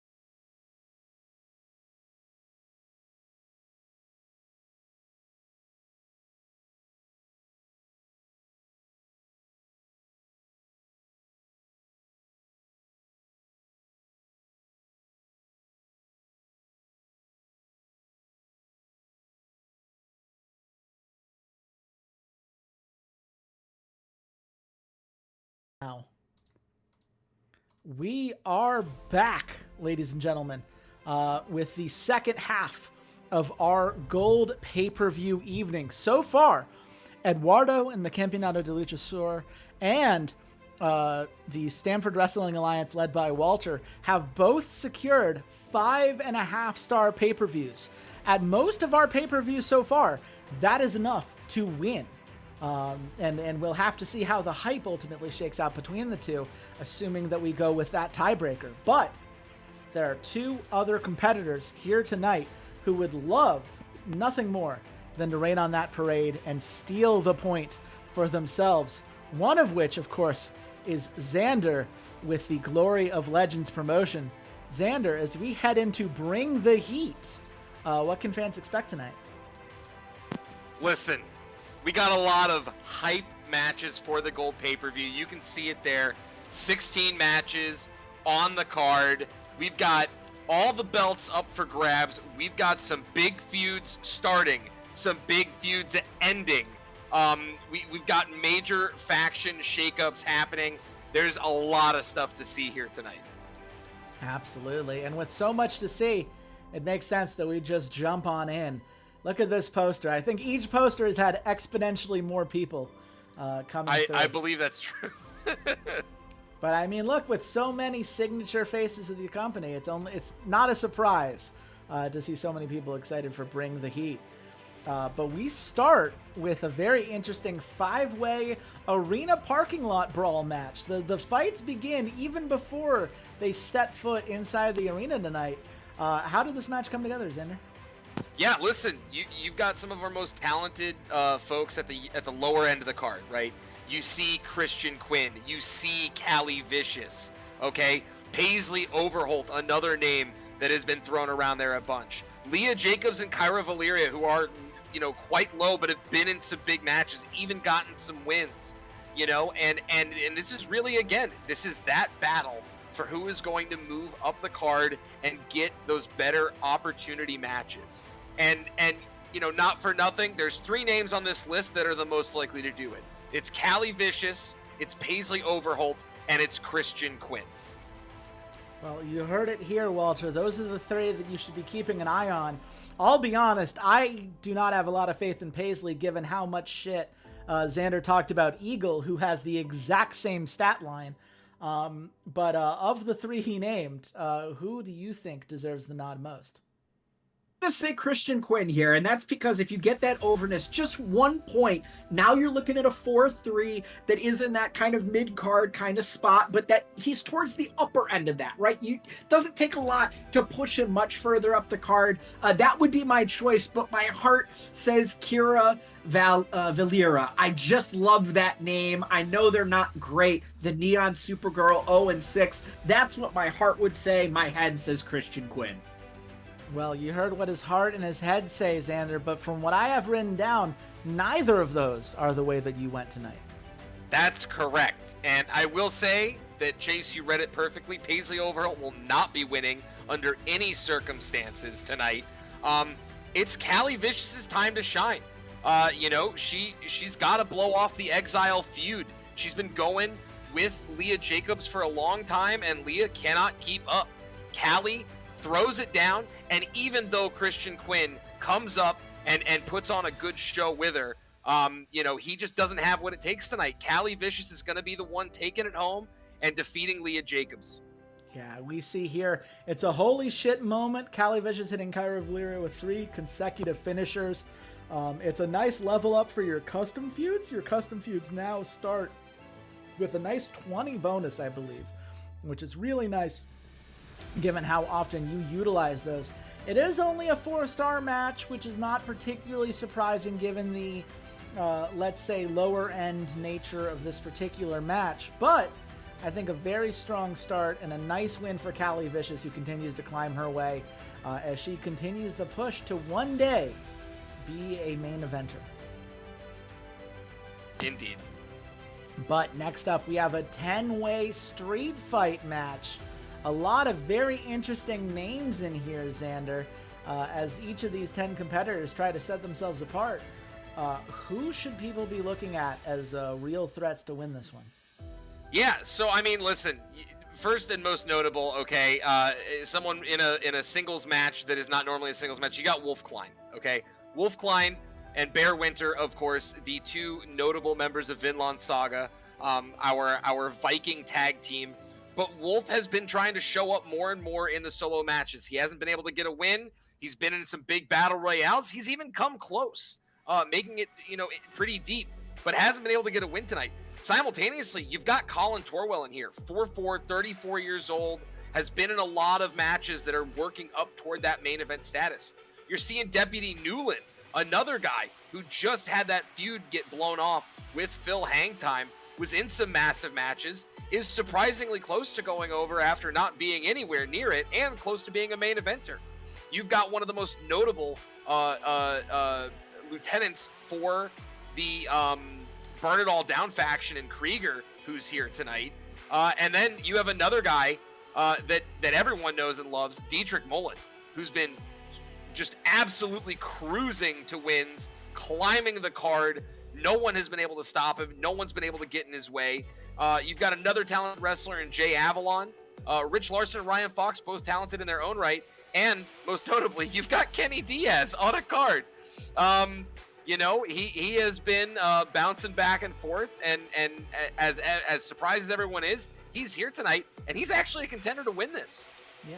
It is very funny that your hatred of Kenny Diaz has transferred over to the audience, because every time he's in a match, they seem to have given him a hard time, which says a lot about how much the game loves you and your feelings in particular. Walter, I know who I'm pulling for tonight. Who do you think deserves the nod? Well, see, I keep pointing out Dietrich Mullen, no gimmick. He's doing it without a gimmick. That's pretty impressive. But with only 3 charisma, maybe it's not worth the time to try and get that gimmick in front of him. But that's my pick. Give it to Dietrich Mullen. He's on a 3-match win streak. Give him a gimmick. Give him something to do. Give him this win. I hear what you're saying. Personally, I love Mia J. Avalon. He was in my original league, and I think that as a 4-4 face, the fact that he is only 1-8 in this promotion is slander and bullying, and I unfortunately do have to take it, because I think that Walter is the one who hit the nail on the head here. Is that correct, Xander? Walter has indeed hit the nail on the head here. Dietrich to the moon. Dietrich to the moon, indeed, and the fans are here. That's his gimmick, to the moon. It's a 5.25 star card. A few people losing a little bit of morale, but nothing meaningful. Colin Torwell getting a huge boost. I guess his gimmick is finally over. Oh, by the way, 2 matches, 2 holy shit moments as Dietrich Mullen hits Krieger with a lariat that knocked his head off. So a very nice bounce back here. And we do love to see a nice use of some of these lower end talents, and Dietrich just continues his rise. I mean, come back in 3 months when he's on face of the company status the way that he has been treated within this company. So also, it should be noted that of all of the folks on a win streak right now, Dietrich is the only one that's not part of a faction. That's very true. He has done it his own way. He's done it without a gimmick. He's done it without a faction. He's done it without help from anybody, because he is the Dietrich Mullen, and that's all he needs. That's all he needs. But this is a main event ready feud between Regan Awesome and Wijaya. I believe this is a blow off. It is a blow off, indeed. Yep. How did we get here? Listen, Regan and Wijaya have been going at it. Both of them have not really been able to move themselves up the card, a little bit here and there. Of course, Regan did get to face of the company status, main event status not too long ago, and has been doing a good job, but he's coming up against Wijaya, and Wijaya's main thing keeping him down is, in fact, other members of Burn It All Down. He's been in a ton of big matches where other stronger members of Burn It All Down have ended up being the winners. So Wijaya sees this as his chance to demonstrate that not only is he better than Regan specifically, but that he deserves to be a main eventer. He deserves more say in the faction that has been dominant as of late, and that is Burn It All Down. Walter, I mean, you hear it here. This is Wajaya's. I mean, with 8 losses in a row, he really needs the W. But Regan Awesome, of course, would love to maintain his role as a main eventer. Could really go either way. Who would you give the nod to here? I feel like every time I see Wajaya, I keep saying Wajaya, so I'm going to say Regan Awesome here. Keep him as the main eventer status. A 19-year-old 4-4 babyface. You don't get too many of them. Strap a rocket to his ass, get him to the moon, because the hang times are gonna need some baby faces to murder. I think that makes a lot of sense, but I think, as we have found a couple times now, as soon as you give up faith in a wrestler, that's when the person running the promotion finally turns around. Who's getting the nod here, Xander? Should have rooted for Wijaya tonight, Walter, because he's finally getting a win. He sure is. It is going to put Wajaya into the main event. Regan Awesome falling to an upper mid-carder and an overness hit that he can thankfully take. He's got room to spare on that. It's a nice 5-star match. It's a big popularity boost for Wajaya. By the way, 3 matches, 3 holy shit moments as Wajaya gets up from Regan Awesome's finisher before asking him to hit another. It's a very nice match there. And the main event ready feud. Just one more blow off there. This is going to hit gold prestige in no time. So, well done to Wajaya. He's been working hard for this one. I do hate seeing Regan Awesome fall out of the main event, but for all the reasons Walter gave earlier, I hope this is not the end of Regan Awesome's story. It definitely is not. You will be seeing more of him. No one should stress. Regan Awesome will be back, and he's going to get to the drawing board, figure out what he's got to do to improve. But right now, it's Wijaya's time. Burn it all down, reminding folks, you cannot take any amount of time away from your focus on them. You can't be looking too far to the stars. If there's a member burn it all down in front of you, you better be paying attention. Yeah. Speaking of paying attention, we have our 3rd street fight in a row here. We've got 4 incredible talents here. Sho Fujino, Bear Winter, Cassidy, and Sebastian Chaos. I mean, what brings these 4 into the ring tonight? Yeah, so, again, you got members of Burn It All Down, you got members of Conquest or Death, and then you've got a newly turned heel in Cassidy, who's been kind of having a pretty dominant showing. He lost his last match, but he got his first win before that, and in pretty spectacular fashion after a vicious beatdown. So, it's these kind of things. You're seeing a lot of folks here basically teaming up against Bear Winter, making sure that he can't have any kind of showing. And Sebastian Chaos, someone that, hasn't lost recently either, because he told me he wasn't allowed to. So, so that being said, though, the key member in this one that deserves the most attention being paid to him is Sho Fujino. Sho's got Krieger behind him once again. Sho's on a losing streak, and Sho's the kind of guy that was in the matches with the hang times, that was in the matches with the best members of For the People, like Alexis Kovac and all them. So Sho is really trying to re-cement himself and say, hey, listen, I see who you're putting me up with. I see I got another member of Burn It All Down. I see you got a member of Conquest or Death. These aren't the people I should be wrestling. I deserve to be above this. And it's his time to demonstrate that, or it's one of these guys' time to show up and say, you know what? I'm going to take that glory and I'm going to run with it, because this is a gold pay-per-view and anything can happen. That's true. Anything is in play, especially when the street fight and Glory of Legends rolls in. Walter, of our 4 competitors here, who stands out most to you? Good question. Do you still have that goal for Sebastian Chaos? It was a weekly goal. Got it. Sho. Walter, you make a lot of sense, given what you know about Xander's proclivities. Is he right, Xander? He's right. It's Sho. It's the right answer narratively. It's the right answer for the game mechanics. It's just the right answer. And look at that fight. I mean, look at that. 5.5 stars, 13% overness for Sho Fujino. That gets him more than over. Everybody getting a popularity boost. Most people getting a little bit of an overness boost as the Onslaught feud between Vinland Saga and Set Fire becomes hot, and the top talent feud between Bear Winter and Sebastian Chaos goes hot. Even Cassidy is starting to get over with the fans. Cassidy seemed like he was on quite a journey to get there, but he is well on his way despite losing tonight. And by the way, it's the 4th match and the 4th holy shit moment for Xander, because he is the protagonist as far as Journey of Wrestling is concerned. God damn it, man. Well, and don't forget that my my street fights only cost 5 creativity points. So we've pocketed quite a bit of money tonight because I've run 3 of them and gotten the holy shit moment on every single one. You can't make this shit up. You really can't. You can't.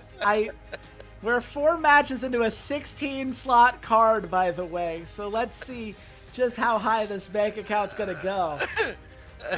We do move on now. The Return to Glory Championship. Gaijo Jade has held this belt for 2 months now, but he has quite the competition in front of him. Xander, walk us through this match. Yeah, so, Gaijo Jade, for the people, being a solid representative here. And he's up against 2 key members of Burn It All Down, Bone Soldier and General Hayashima.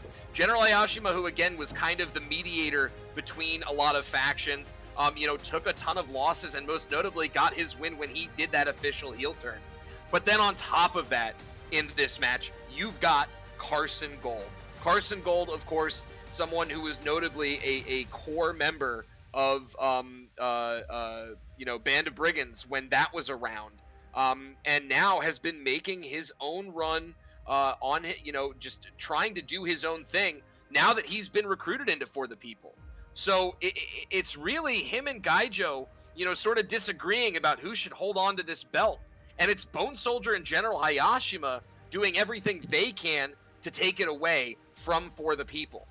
Now, I will also note, Bone Soldier is the assassin for Burn It All Down. He is someone that they've called in when they say, you know what, someone's getting too big for their britches, someone's getting too much acclaim, we need Bone Soldier to come in and put the hit on. And the last 2 times, he's failed. He needs to have a solid showing here.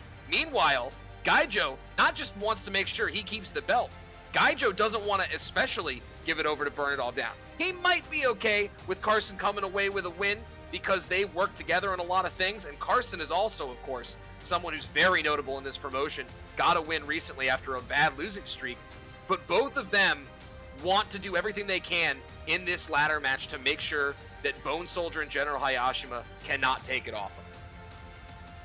But that's the thing, right? Are they going to get in each other's way? Sometimes when you are working towards protecting something, you kind of stumble over each other. You get in the way. You get to that point where both of you are at the top of the ladder. You both have the belt in your hand, and you're like, wait, which one of us? And I feel like Hayashima and Bone Soldier are not going to have that mark. The fact that you said yourself, Bone Soldier is in here as an assassin. He is in here to knock someone off their high horse, makes me feel like General Hayashima is going to be the winner. Bone Soldier will do the dirty work, and the newly turned General heel will be the new champion.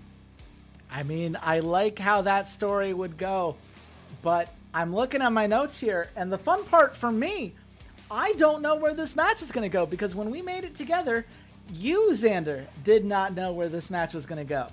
I imagine you've thought about it long and hard. Who did you give the victory to, buddy? I have thought about it long and hard.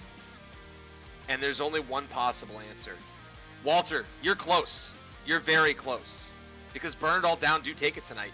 But it's going to be Bone Soldier who ends up getting it. General Hayashima takes the hit, being the leader that he is, and ensures that the assassin is the one who takes it off of Gaijo, gets to the top, and takes it home. General Hayashima more than happy to take the loss here for his soldiers. I mean, it's a big blow-off here between Bone Soldier and General Hayashima, who have been feuding, by the way. I don't know that this was as willing as you would imply there by the fact that Bone Soldier and General Hayashima that's the beauty of this feud getting blown off, because General Hayashima sacrifices himself and says, you know what?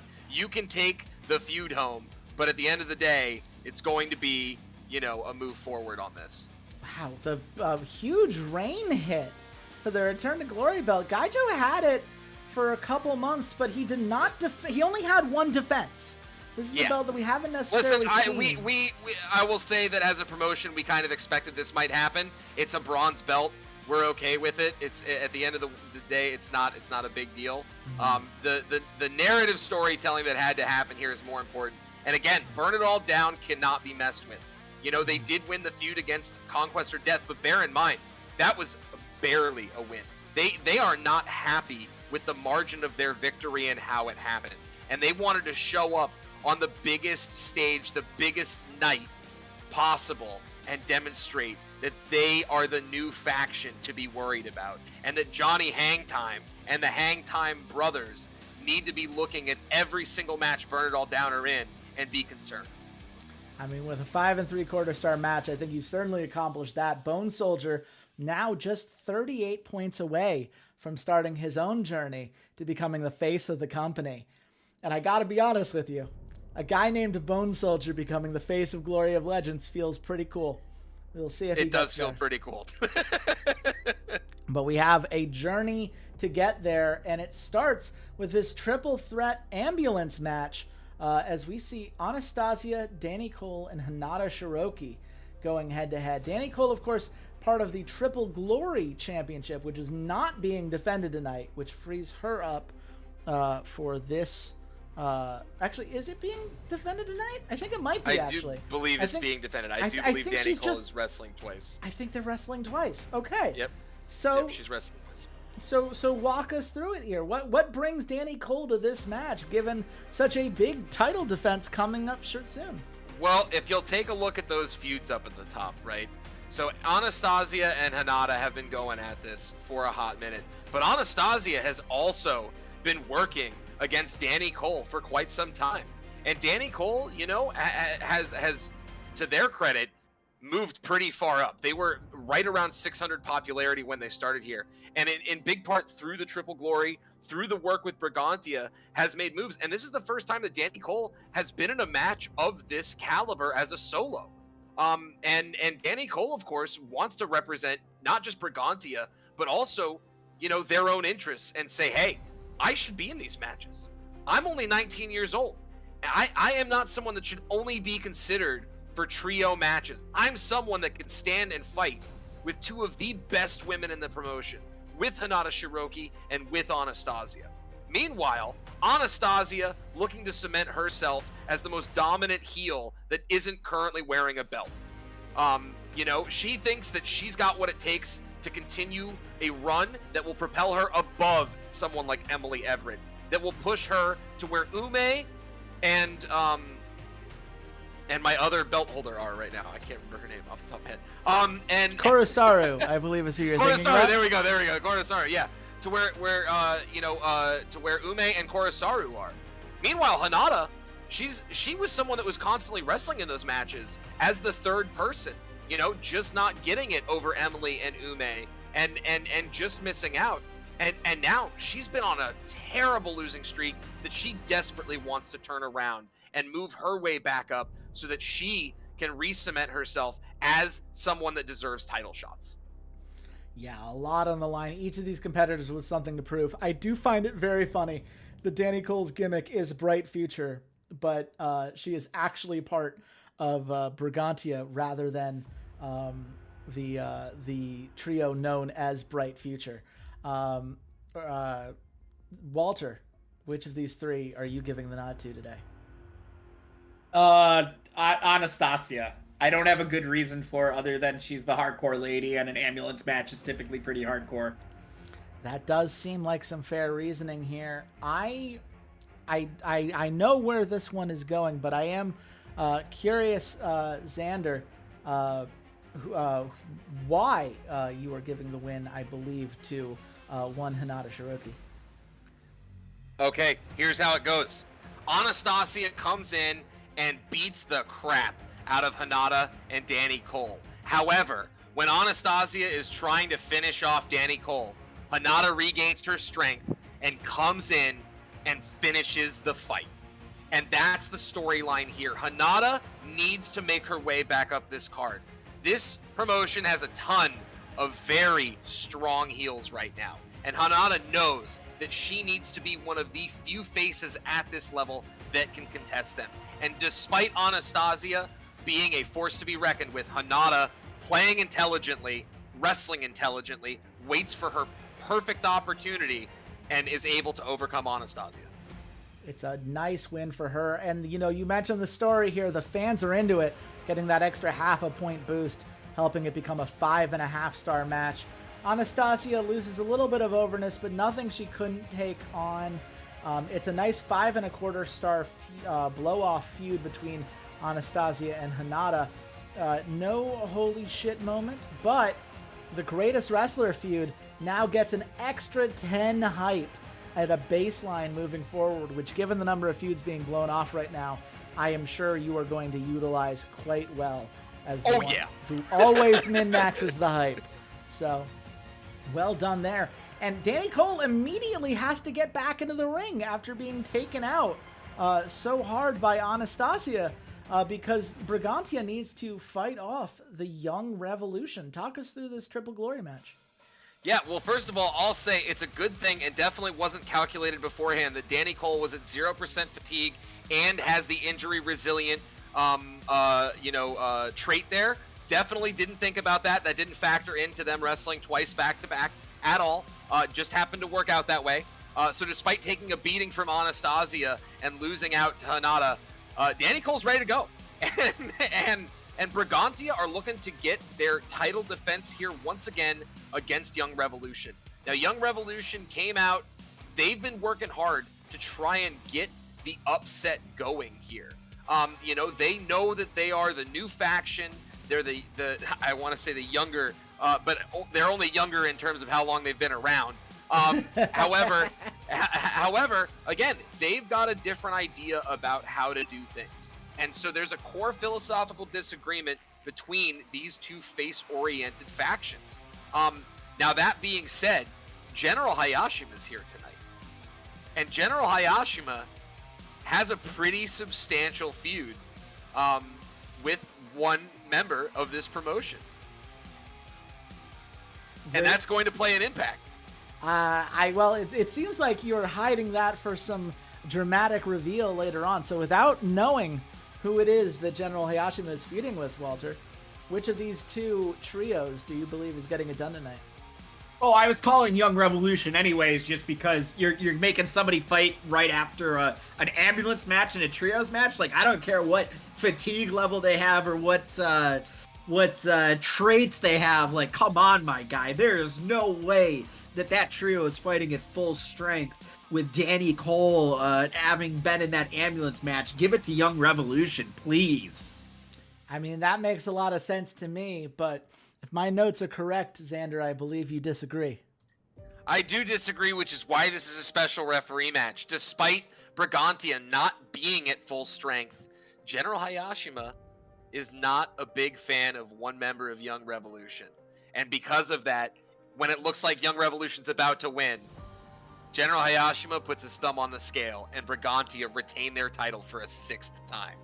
I mean, look at the overness boost for both sides here. This match clearly went hot.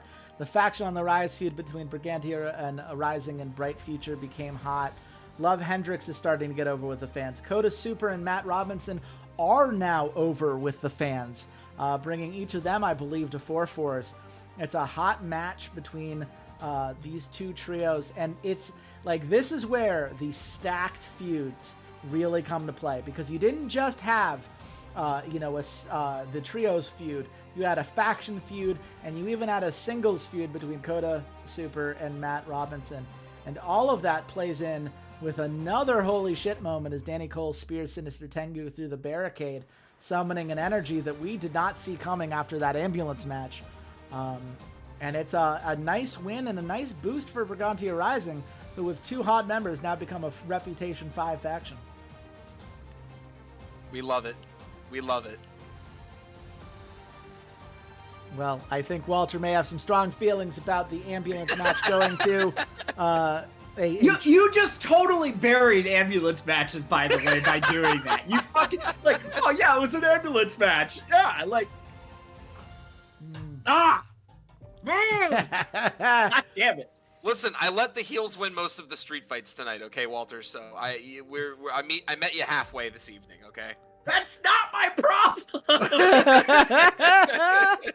Well, we'll have to move forward despite this philosophical disagreement here, because ultimately the women's lightweight championship is on the line. Kurosaru, the champion Xander forgot, taking on Jade Gatlin and Maricela Reyes in a triple threat street fight match.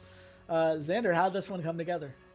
Yeah, Jade Gatlin is the ex-Army. She was doing really solid and then has been on 2 losses since. Wants to continue her push to try and get that face of the company status. And she really knows that the only way she's going to do that is going to be by beating Kurosaru and taking the belt off of her for the women's lightweight. Simultaneously, Maricela Reyes, someone who worked her way up the card, so much further than people gave her credit for, is now someone who's capable of being in this match. I do believe this is her first time actually contesting for a solo title, a solo women's title. I might correct myself, because I do think she fought for the Triple Glory once, or the Return to Glory once. But this is her first opportunity to go for a title, and she doesn't want to let this go. Despite her and Kurosaru essentially having the same idea about how to do things, Kurosaru is not ready to give this up yet. And it doesn't matter whether it's Maricela, whether it's Jade, whether it's Emily Everett herself. Kurosaru does not want to be stopped. She just got her face of the company status, and she wants to hold on to this and push herself up to the same echelon that Emily Everett was at before and that Ume is at right now. Yeah, just 2 months out of 6 to get to face of the company. A loss here could be devastating to that, but with Jade Gatlin and Maricela Reyes, 2 competitors who might be worth sacrificing Kurosaru for. Walter, who do you think's getting the nod? Kurosaru. Yeah. Yeah, you're right. It's Kurosaru. It's okay, guys. We don't need to pretend. This one's pretty obvious. Well, what's obvious is that this was the right call, because it's a 6-star match, a nice popularity boost for everyone involved, and a nice overness boost for Maricela Reyes, the big winner tonight, despite not winning the match. By the way, both feuds that were in this, Jade Gatlin and Maricela Reyes and Jade Gatlin and Kurosaru, have both gone hot, which gives each of them plenty of time to be explored moving forward. Maricela Reyes' gimmick went up too. Maricela Reyes' gimmick did go up. That is nice to see. No holy shit moment, but a nice boost for the Women's Lightweight Championship. This reign continuing to do some dividends for this belt as you continue your climb here. And Kurosaru has to be feeling pretty darn good about her place in the company after fighting off such strong talents as Jade Gatlin and Maricela Reyes. Oh yeah, for sure. And speaking of top talents, Executioner Goro has quite the match in store for him tonight, because the Men's Lightweight Championship is being contested by not one, but 2 Hangtime brothers. Xander, what happened that made this match come to pass? Listen, Executioner and Phil have been throwing down since Executioner ripped the belt off of Phil in a surprise match, right? And Phil was not ready to give the belt up, and he thought he was indefeatable. And it was, of course, none other than Executioner Goro, who had just lost his Cruiserweight title, not working up the card, but guaranteeing that Burn It All Down would strip something away from the Hangtimes. He went down the card and went after Phil Hangtime. Now, at this juncture, both of the titles are the same, but the men's lightweight has traditionally been seen as slightly lower than the cruiserweight. So even though everyone thought Executioner was surely going to move up and go, he did the most burn it all down thing, and he knew that he could rip something away from the Hangtimes. He did that, and so Phil is looking for revenge. Meanwhile, Elliot wants to make a name for himself because he and his brothers have not been getting along. Elliot thinks that the only one that can take something away from Executioner Goro is by him coming in and putting his little brother out of the way and doing the right thing to restore faith in conquest or death. Elliot and Phil do not agree. Elliot and Phil are going at each other just as hard as they are with Executioner right now. And this is the first time that we're really going to see this sort of turmoil break out in such a visual way, other than Johnny upsetting the balance of a match, or Phil upsetting the balance of the match as a special referee, or them, semi-working together in a singles match. Now, they're fighting, and they're fighting for real. Yeah, the heat is on. The stakes are clear. I do imagine that the Hang Times fighting each other is exactly what Executioner Goro is looking for here. Walter, can either the Hang Time brothers keep their eye on the prize, or does Executioner Goro clean up in this ambulance match? I mean, what, the Hang Times are gonna have a one-on-one match after that? After, you know, what you fucking do with your ambulance matches? Like, come on, guys. No, Goro obviously wins. He's the tertiary part here. This is really about the two Hang Times fighting against each other, and he's going to be the benefiter of their feud. I mean, that makes a lot of sense to me, Xander. Do you concur? I do. That's exactly what happens. Indeed, and it's a 6-star match. Another nice win for Executioner Goro. Phil Hangtime maintains his path to becoming a face of the company, which was the big concern there. Let's see. It starts the only monster feud between Phil and Elliot. That has really just begun. And Executioner Goro kicking out of Elliot Hangtime's finisher, uses his body to get up and has to be finished off, leads to another holy shit moment. I believe your 6th of the night. And a nice boost for the men's lightweight championship. But you mentioned the cruiserweight has typically been seen as slightly more prestigious, and Azaki Cordova would certainly like to agree with that. The next Liger and the belt holder for the last month. But he's got 3 very interesting challengers. Tell us how this match came together. Yeah, so listen. Black Bull has been the guy consistently moving up the card and sort of has been Executioner's right hand in these title matches, which is why you can see Black Bull has 4 losses, but all of those have been in title fights most recently. So despite being 2-8, Black Bull has been a force to be reckoned with. The big win he got before that was in this 900 echelon of popularity. So at the end of the day, Black Bull is considered to be the next strongest member of Burn It All Down, who Executioner is sort of using as like a forward, a forward soldier to see what he can get away with. And if Black Bull can make something happen, then Executioner knows he can go even higher. And so this right here is Executioner sending Black Bull forward and saying, I want you to rip the belt off of Azaki Cordova. Azaki, who got that surprise win to win the cruiserweight belt to begin with. Simultaneously, you've got another member of Burn It All Down here. You've got Vince Rivera with Krieger. Right? Now, if you haven't noticed yet, there have been a lot of these matches where it's one member of Conquest or Death, one member of Brigantia, one member of, For the People, but there's 2 members of Burn It All Down. Burn It All Down have been stacking the cards to give themselves as much of a leg up as they can. And that's why when you take a look down the card, you're seeing a lot of Burn It All Down wins. Show won tonight. Bone Soldier won tonight. Korosaru won tonight. Executioner just won tonight.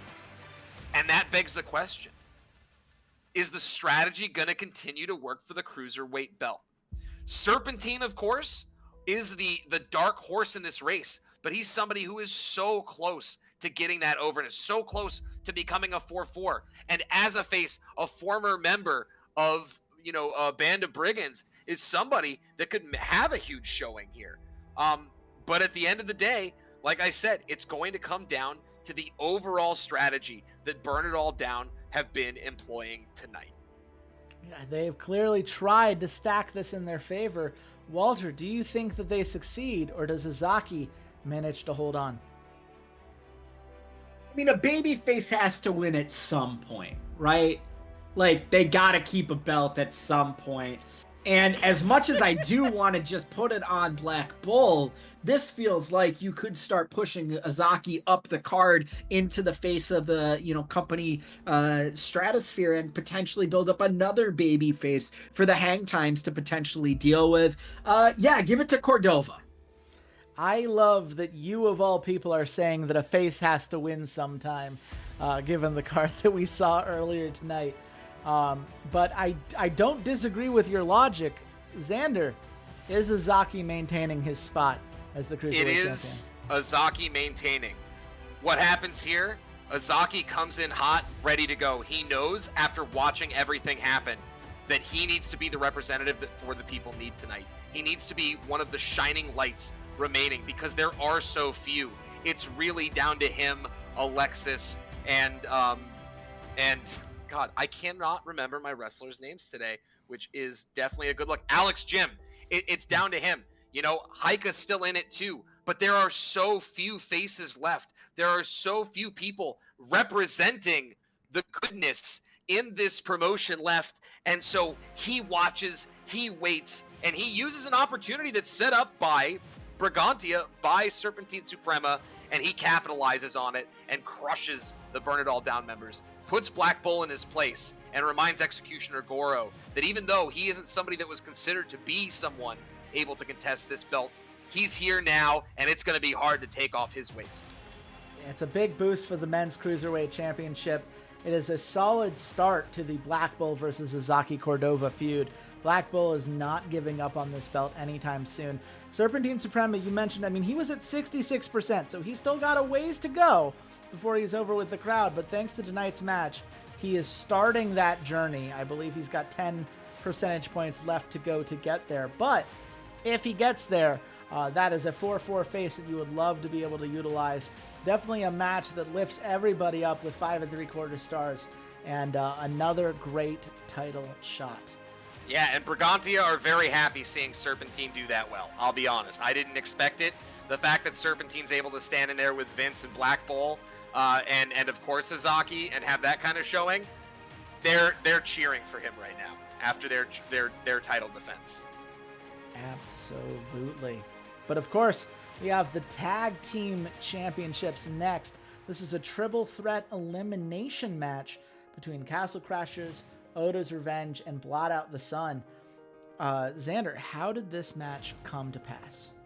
Yeah, listen, Castle Crashers and Oda's Revenge have been going at it for a while. Oda's Revenge was basically the only one since the Hang Times have kind of exited the tag team matches that have been able to contest Castle Crashers. And of course, Blot Out the Sun, once they kind of reformed and re-strategized about how to do things, they've been in these matches now as well. And another key here, right? That's all of Juge right there. And they're going up against the best members of For the People trying to take this belt and see what they can do with it. It means so much to them because they know this is their best shot at a title right now. Blue Arrow has been making such massive waves as an individual wrestler with the gimmick change, with everything he's done. So Blot Out the Sun think this is their time. Meanwhile, they're friends with Oda's Revenge. They say, no, listen, if anyone's ripping the belt off the Castle Crashers, it's gonna be us. It's gonna be us, and it's gonna be tonight. And of course, Castle Crashers are sitting here saying, no one's ripping this belt off of us. Have you seen us? We're about to become a face of the company tag team. They certainly hope to make that the case. I mean, DJ Castle and Braden Castle, they may not be of the same alignment, but they have been an unstoppable force with 3 successful defenses since taking the title. They are brothers, though. They are. That's true. But I mean, look, brothers can end up on.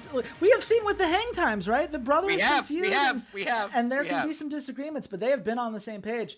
Walter, do the Castle Crashers maintain their push here, or do you see one of these face tag teams finally taking them out?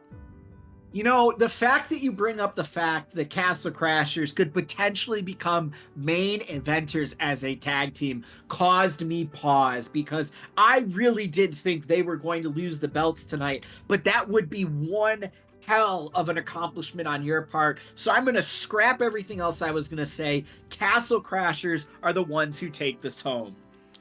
I mean, the Castle Crashers have put in such great work. The question is, Xander, do you agree that they have done what it takes to win the title tonight? They do. Castle Crashers retain. They do retain. It is a 5.5 star match. Interesting story. A nice buff to take.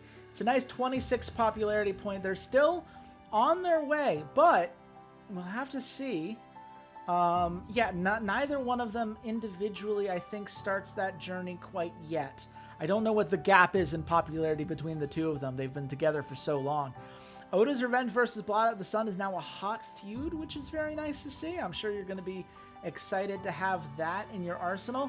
And just because you needed another holy shit moment, DJ Castle hitting Yuji Onishi with a lariat that knocked his head off. That's 30 creativity points. That's another boost for DJ Castle. And this reign is continuing to secure points for the Tag Belt Championship. I mean, within a few months, this could be a gold belt. You could be the first company in our competition to have a gold belted We're working tag. on it. Yeah. The work has been clear. It pays off here. A nice win for Castle Crashers. But we now go to our second brawl match of the night. And this is one of our few intergender matches. We don't see as many of these in this league as perhaps the game enables. But tell us, how did this luxury box suite brawl come together? Yeah, so listen, Alexis Kovac is there watching the matches go down and really just sitting there talking with Hueso de Cabra, who is his new manager. And you know, Alexis just got this huge push on his last match to become essentially face of the company status, right? He can start making that move to become a face of the company now. And who shows up in that luxury box other than Emily Everett? Someone who is trying to find her footing after the devastating loss to her reign as the women's heavyweight holder. Someone who then went on to lose 2 more matches and only recently got her win defeating women that she is significantly more talented than at this time. And she says, I'm sick of just wrestling the women in this promotion.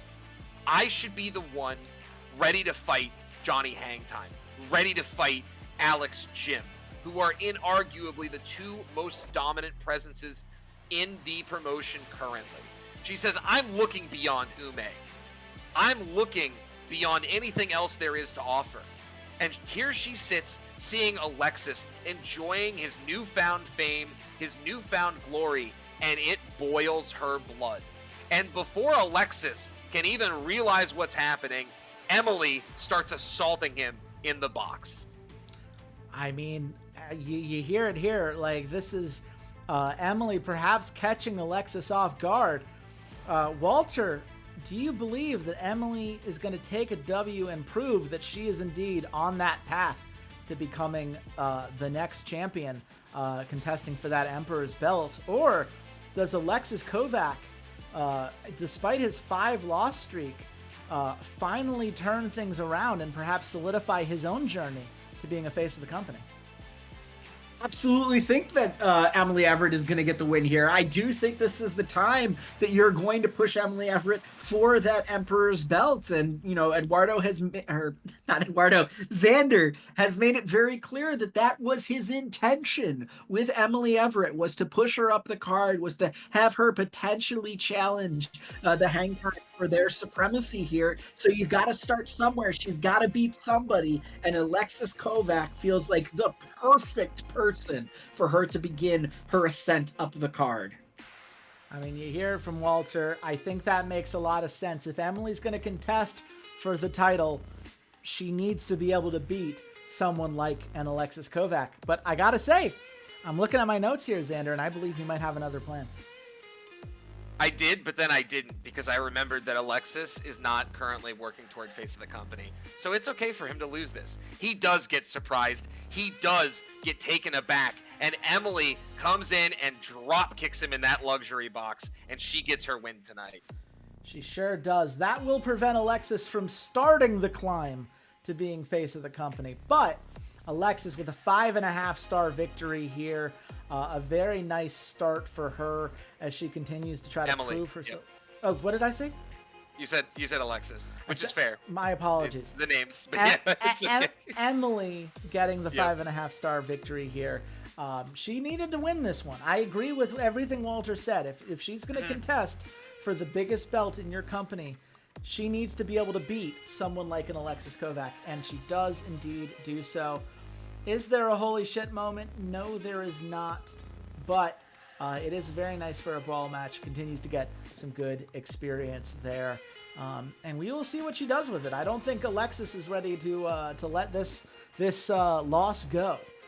But he's got his own mission if he's going to become the face of the company that he believes he deserves to be, despite the 1-8 record now that he currently holds. But You mentioned Ume Amiko earlier today, and indeed, she is going up against Heike Imoto for the Women's Heavyweight Championship. How did this match come together, and what can fans expect tonight, Xander? Ume and Heike are the two most talented women who are not named Emily, and the difference is that they are fighting for the belt right now. Emily taking her loss and not handling it very well, as you guys can see. Emily doesn't know what to do, and that's why she's not here. Heike knows what she wants. Heike wants to rip this belt off of Ume. Heike was on a near undefeated streak as the lightweight holder, lost to Kotosaru, got the opportunity to come up and wrestle Ume, but since that's happened, it has been nothing but Ume Amiko. Ume Amiko has been dominant in her performances, will not let up. And because of that, Heike is coming in tonight with Asahi. She's got a new game plan, and she thinks she can do what she needs to take the belt off of Ume tonight. But Ume, always prepared, always ready to go, one of the most calculated wrestlers in this promotion, is ready and prepared for whatever Heike is going to throw at her. Yeah, Ume has defended now for 2 months. Heike, of course, would love to finally take this belt for her own after she lost, I believe, the belt that Kotosaru now holds. Correct. Walter, who are you giving the nod to in this street fight? I think I'm going to keep it on Ume here.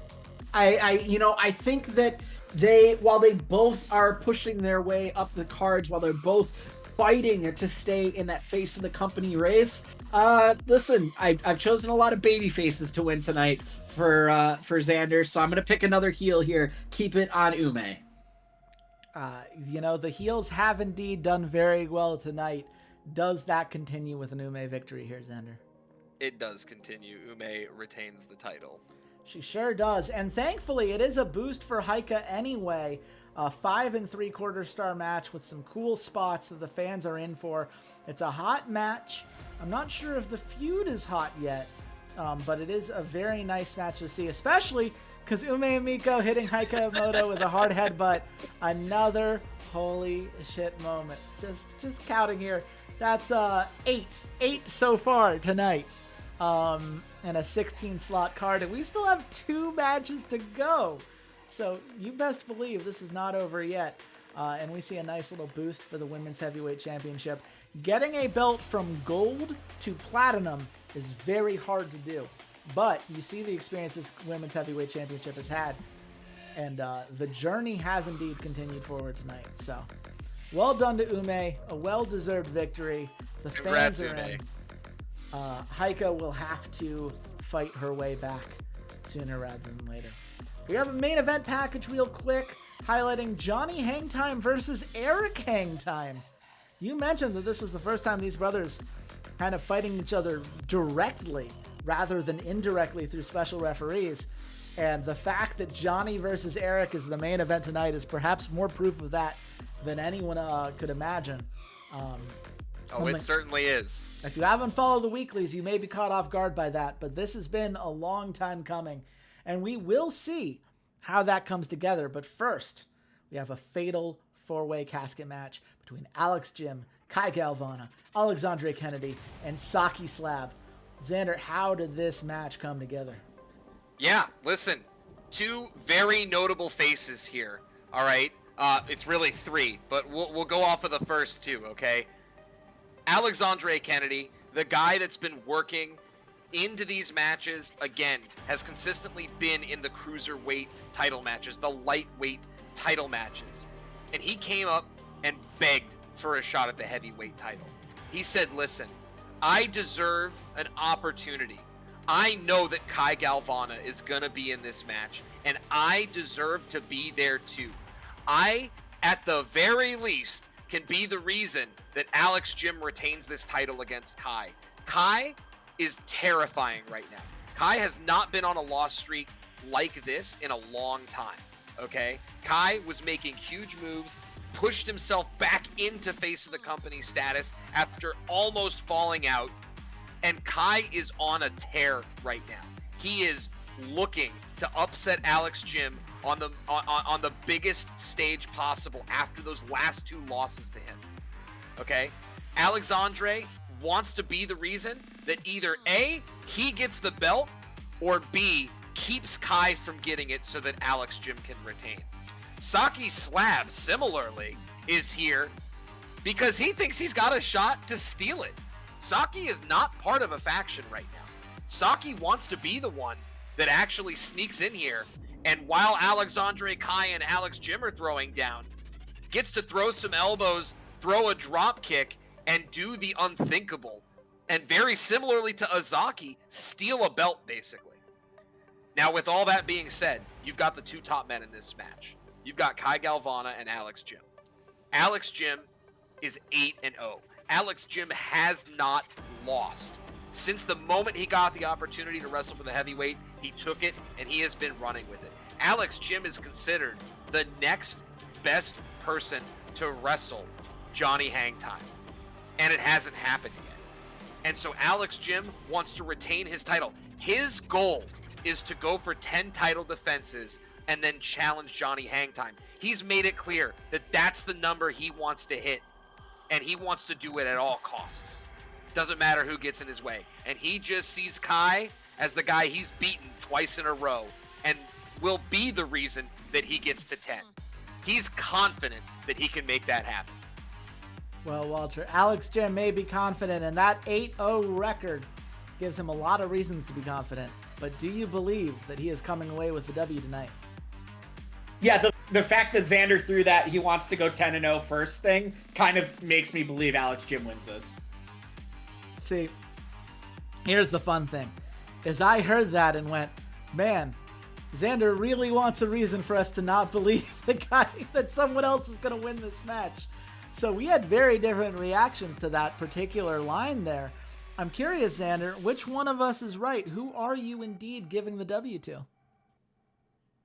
So, of course, Alex Jim loses tonight to Fair Kai enough. Galvana.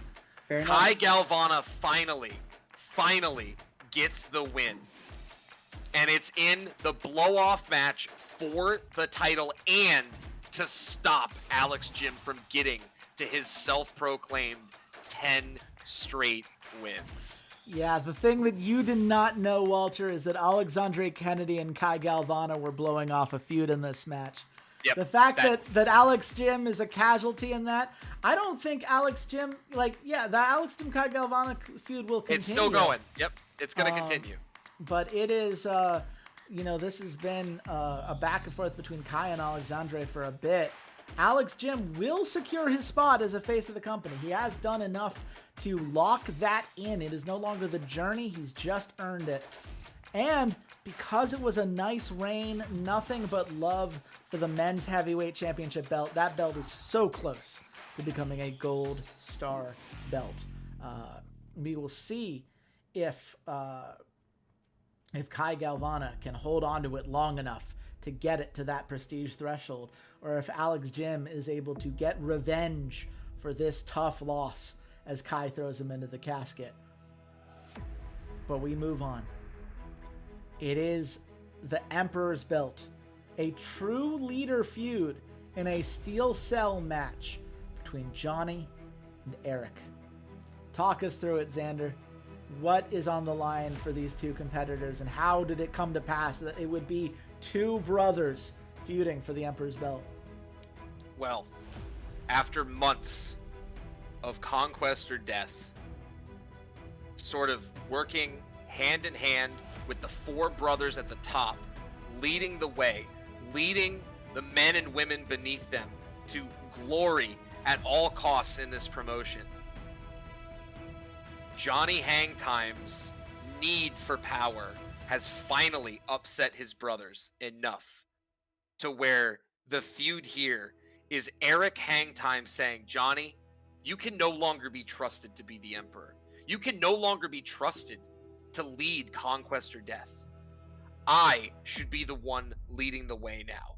I am on my way to becoming a face of the company, despite all of your efforts to stop me, despite the fact that you caused us to lose the tag team belt, despite the fact that you have cost me 4 of my deserved wins in my matches.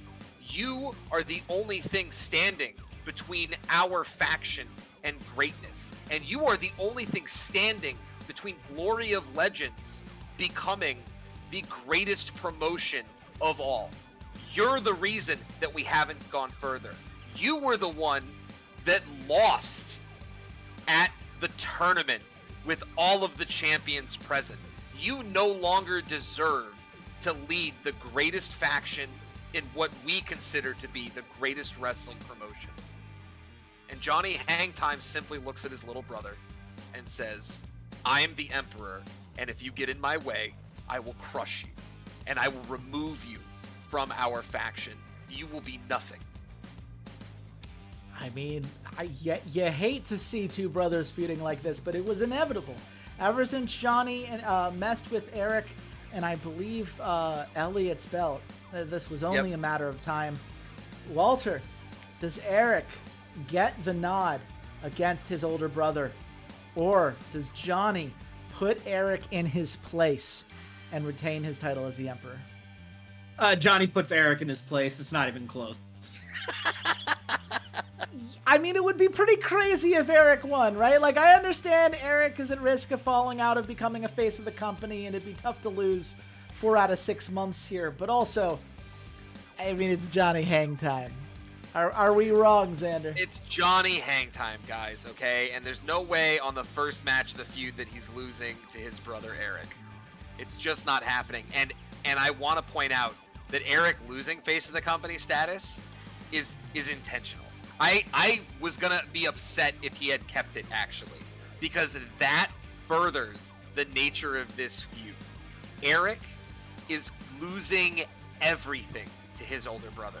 And now the rift between the brothers in Conquest or Death is as open and wide and angry as it could possibly be. It does lead to another holy shit moment, because of course it fucking does. Johnny Hangtime spearing Eric through the cell. Fans are going crazy. The Emperor's belt continues to be maintained. Steel Cell doesn't quite level up, but oh boy is it well on its way. Over half my matches had holy shit moments tonight, just for the record.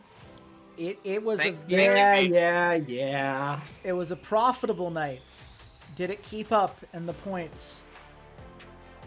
It sure did. 5 3/4 stars. Oh my goodness. Xander sneaking in there. I honestly, I was looking at these matches. I wasn't sure because you didn't have a match quite as hype as like the 6 1/4 stars that an Eduardo had, or like the 6-star streak that we saw from Walter, but it was just 5 3/4 stars, 5.5, 5 3/4. It was consistency from start to finish. And ultimately, that's all you needed. Well done. Well executed, my friend. Thank you. Well, now there's only one hurdle left to clear, and it's you. That is indeed true. And look, as much as I will be, I will hate that Eduardo and Walter, with incredible cards, may end up losing fans tonight because we live in a society and the zero-sum game without any computers to start feeding off of here. I'm not going down without a fight. I'm not letting Xander win this one empty-handed, especially after I won the weeklies with everything I've been building. I built the booklet. I got the narratives. I've got a plan here. And at Bonds of Destiny, a lot of things are coming together. We've got a couple new feuds that are coming out that are going to shape the future of this company. We have a few blow-offs that are going to change the way that everyone is seen here. And we have one major shakeup to the power structures that be in a company that has been so faction-driven. Everyone in this company belongs to a faction. And we are going to see how that holds tonight. And look at that. A nice poster here. And Bonds of Destiny with 16 slots on the card. Xander, I do wonder how much you and I adding those extra 2 slots may or may not have led to an extra match being dropped, may or may not have led to some additional hype advantage as we got more matches to throw in there. Us getting the Mega Show, I think, really helped, and I'm glad that I was able to grab it. But we move on. Good luck, gamer. You don't need to look at what the reporters have to say, because here's what matters. We have an I Quit match, a not your place feud between Emu Amikio and Skull Tabaka. Look, Emu Amikio, she may have lost the Sorceress Supreme belt, but she looks at Skull Tabaka, who is 1-8 and has lost her last 4 matches, some against opponents that Emu does not seem particularly impressed by, and says that the Scourge of the Underdark have to hold themselves to a higher standard than what Skull Tabaka has been providing. Emu sees herself as the enforcer to ensure Skull is carrying her weight, and Skull will never be good enough if she can't go toe-to-toe with a former Sorceress Supreme. Meanwhile, Skull Tabaka resents this attack. We're supposed to be on the same side. You're talking down to me when you've lost 4 matches in a row as well. You're no better than me just because you were once a title holder. What have you done recently that means that I need to be deferring to you? Because guess what? You're not second in command for our faction. You are just like me. And the only thing you're mad at is that I remind you of your own failures. So you know what? Fuck it. Let's do an I Quit match. Let's see which one of us is going to break first. So, Walter, given that, who do you think I gave the nod to tonight? Yeah, it's Emiko. It's Amu Emiko, because, yeah, you're goddamn right, she's gonna put Skull Tabaka in her place. Amu, I agree. Yeah, you're both right on that. That is a nice, hot match, a great way to start the feud here. Emu back to being on her way to being face of the company. She lost that status before. She is on her way back, and we do love to see it. It's only 4 3/4 stars, which isn't necessarily the score I was looking for, to be quite frank with you, but popularity boost is increased for I Quit matches in the future. I do like the overness boost that both of them got, the popularity boost that both of them got. For a starting match, I will take it. But we have a battle royale here. And this is the 20-person battle royale, including LT Barone, who, much like Danny Cole, is meant to defend his trios belt tonight. The Jester's Joust is meant to be defended, and he's out here because he wants to prove that he can win one of these battle royales. This is not just a throw everybody at the wall and see what sticks kind of scenario. Battle royales have proven to be a way for people in this company to climb. And with 20 talented competitors, I mean, there are quite a few that you have to look at. Ryu Otake, the dragon of the STPW, he has done such a fantastic job in recent matches. Ever since leaving to join Independence, he has been an entirely different animal. DJ Vector, Bryson Pierce, these are tag partners who have a lot to prove and are going to be helping each other out. Joey Smoking Gun Ace, a guy who's been climbing up the card. Y'all gave me such a hard time for not giving him any wins. He finally got one, and he got a 14% overness boost to go with it. So clearly, I should have listened to y'all earlier on him. Plenty of other tag members. Johnny Scott, who just joined Independence as well. Just a lot of really talented folks. But ultimately, whenever you look at a match with this many competitors, you have to look, are there any faction leaders? Are there any seconds in command? And Eli Chaos is indeed a second in command. Eli Chaos, of course, being somebody who comes from the Eastern Elite.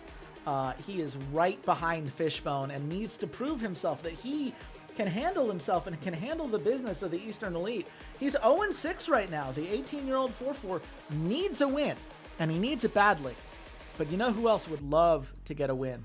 Is Alpha Jackson, the 4-4 heel, also 19 years old, also only 1-6, would love to prove himself as the second in command of the Southern Sentries faction.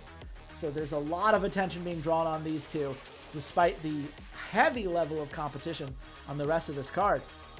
Xander, I will turn to you first. Who do you think I gave the nod to tonight? It's so hard to say. I want to say Joey Smoking Gun Ace because that's it. That's got to be it. It's got to be Joey. It's got to be Joey, you say. Walter, what do you think? So Chase, if you're not going to use Joey, I would love him in my promotion. So give him the win or just let him go, you know? Joey's doing fine, okay? Look, even if he loses this, he's 1-5. He's going to be a main eventer. Joey doesn't need Joey, to go I've anywhere. got a bunch of aces in my promotion. We could just start like the Royal Flush or something with you, Amanda Ace, Neon Aces, you know, like come on, let's go. Here's the thing. Joey, in another world, in another time, would be a great choice here. But he is a member of the Southern Sentries. And it should not be surprising that the winner tonight is the second in command for the Southern Sentries. It is Alpha Jackson. 4 3/4 stars. Still not the score I was looking for. I just want to say that was my second choice, just for the record. I mean, look, he is the alpha of this promotion. He is peak masculinity, or so he says. And while the score may not have been great there, it did start some feuds. Specifically, a feud y'all are going to care about. Eli Chaos and Joey Smoking Gun Ace. Joey is going to prove himself against a second in command. That is not a man that is being wasted. That is a man being given a tremendous opportunity to prove himself within this company. So let's not pretend like a loss here is bad for Joey. He's going to be just fine. But it is a nice win here. 4 3/4 stars isn't exactly what I had in mind, but Alpha very much on his way to becoming a face of the company. And it's a win that the Southern Sentries needed. But something that Victor Magnus, the current faction leader, has to be looking at, because right now, that win puts Alpha Jackson ahead of him in popularity. And you have to wonder how long Alpha's going to be happy being a second in command when he is the peak of masculinity. Is he going to ask the old man to get out of his way? We will see. But before that, we have a six-way tables match between quite a few great competitors here. Miracle Oda has stood tall against Gerudo and Jan Sanake so far, both members of the Southern Sentries. Miracle Oda, one of the few people remaining within the Western Watch. He may not have a win in and of himself, but he's done very well in the kind of 2v2 matches, 3v3 matches, and are not reflected in this particular scenario here. But of course, he is not the second in command for the Western Watch. That would be Lucas Meltzer, who is on a 0-to-hero run, has just been elevated within the promotion, and very much would like to prove himself tonight, to prove that Prince Pretty Pink was right to put his trust in him, despite the tough loss that he and Prince Pretty Pink took to El Muerte Blanco and Asha Nieves in one of the weeklies. But then you have people like Ezekiel Cross and Evan Zane. Ezekiel Cross, a member of the Southern Sentries, a member of the Hylian Cross tag team, who is hungry to get a win at that 77% overness. And Evan Zane, the king of party style, coming from the Eastern Elite, someone who would love nothing more than to push himself. Actually, excuse me, he's part of the Western Watch alongside Bryson Pierce in Unlimited. So you have 3 Western Watch members here. This should be good for the Western Watch if it wasn't for the fact that the Western Watch have been falling apart ever since Prince Pretty Pink took over and named himself as the faction leader while El Rey Loco is still resolving his injury. So have they considered just being good instead? I mean, that's the question tonight. Do you think that one of these 6 competitors, including the 3 from the Western Watch, are good enough to overcome the difficulties? Or do one of the 3 members of the Southern Sentries gain the upper hand here? I'll ask you first, Walter. See, before you said that about the Western Watch falling apart, I was going to say Lucas Meltzer. I really liked the idea of Lucas Meltzer winning. But, you know, now I think I'm going to say Gerudo. You say Gerudo. What about you, Xander?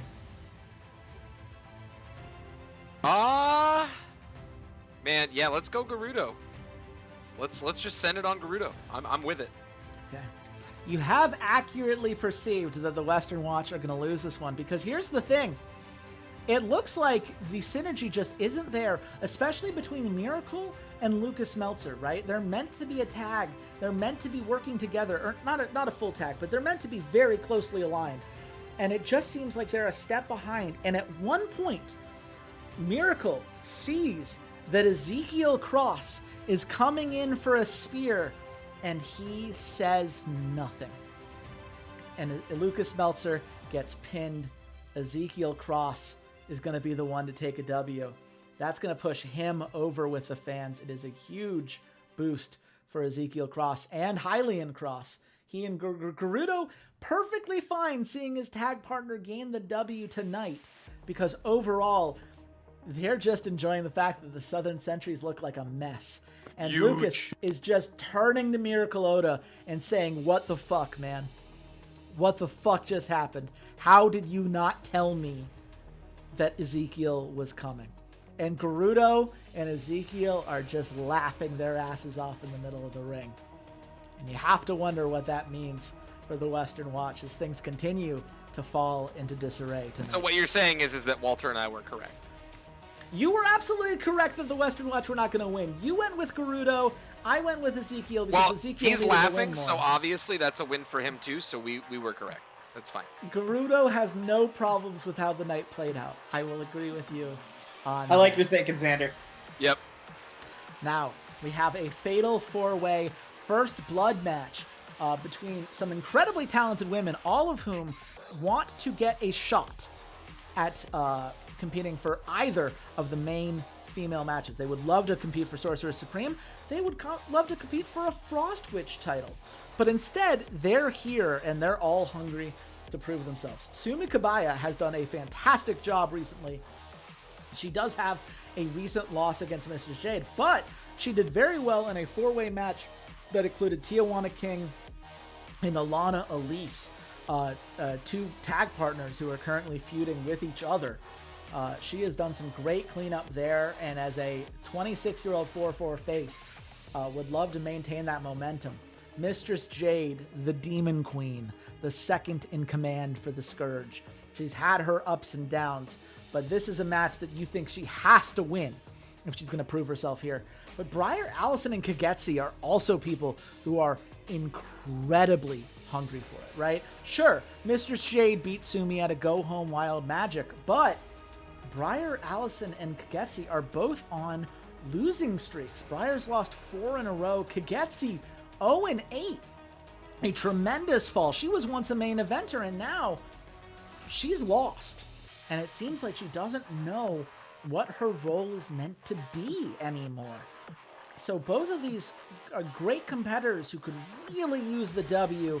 Mistress Jade wants to continue to assert herself. Sumi Kabaya wants to prove that she should be second in command for the Sky Sentinels.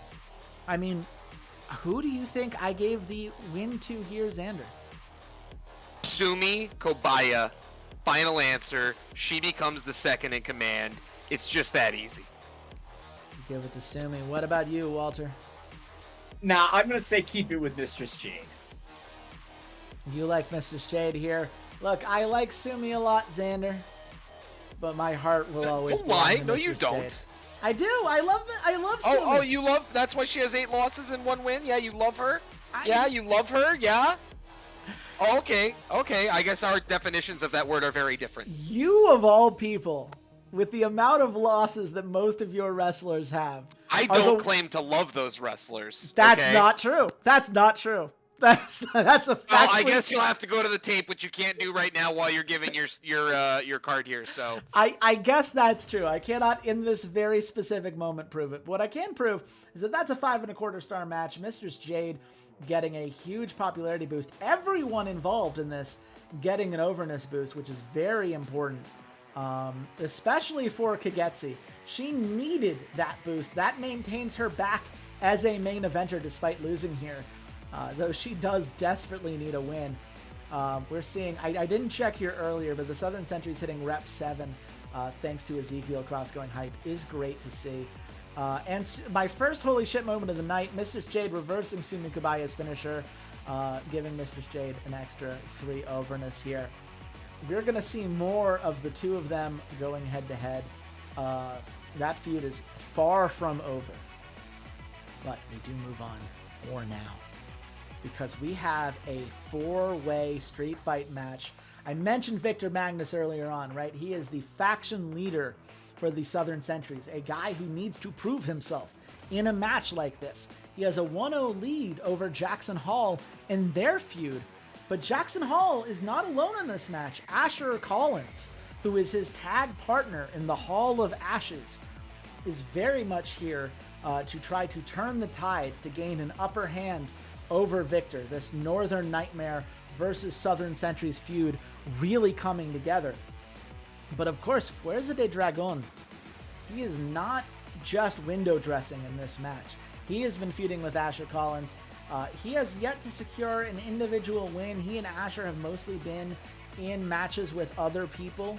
So neither one of them has gotten the upper hand so far. Is that because you love them so much? I didn't say that with these guys. I didn't say that here.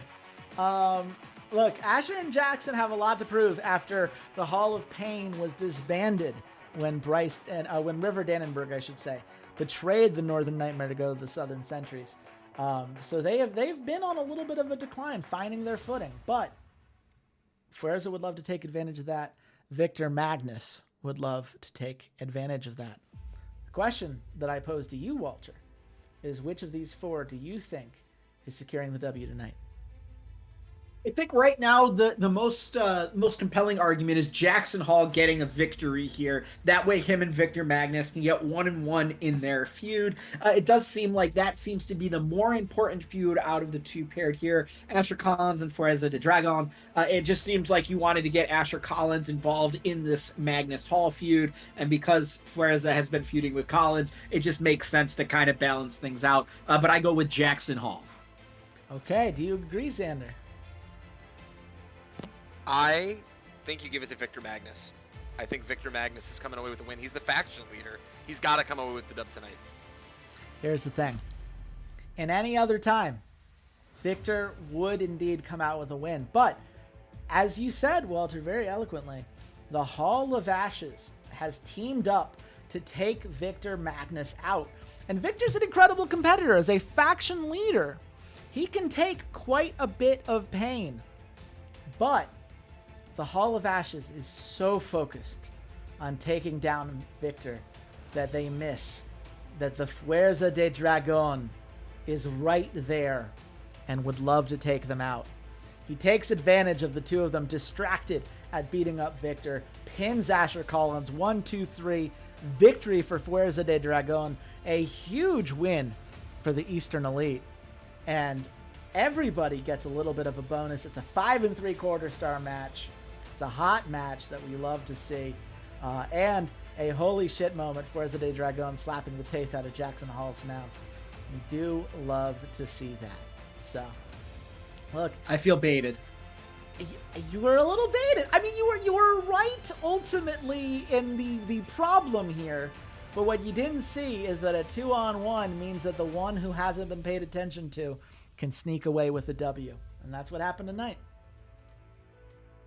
But it's okay. No, but that's okay. I'm just kidding. I did the same thing. Right, so. You're wrong, but I understand. I was gonna say. Well, here's another thing that you and I have in common here, Xander, is that I have a trios defense in which one of my members has fought already tonight. LT Barone, a member of Liquid Steel, of course, was in that battle royale. Liquid Steel have been the title holders for a couple months now, and they've defended successfully twice against Larger Than Life. But Larger Than Life are not just a trio here that was previously in Liquid Steel's faction. They left the Eastern Elite because when Jay Xavier joined, they said that they're not going to be here just to play second fiddle. If they stay in the Eastern Elite, they're never going to achieve their potential. Eli Noble has a new gimmick, this calculating opportunist. He is looking for an advantage that he can take Liquid Steel out once and for all. So the question is, does Liquid Steel maintain their role as the superior trio, or does Larger Than Life's turn to independence make the difference as they try to secure the victory tonight? I will start with you, Walter. I'll start with you, Xander. No, you're jumping in. I'm Go sorry. for it. I was going to jump in. I think it's time for Larger Than Life to come away with it. I think this is their time to shine. I think this is the key upset of the evening so far. It's going to happen. It's going to happen now. And I'm predicting it's going to be a massive dub in terms of match quality for it. That's where I'm going with this. What do you think, Walter?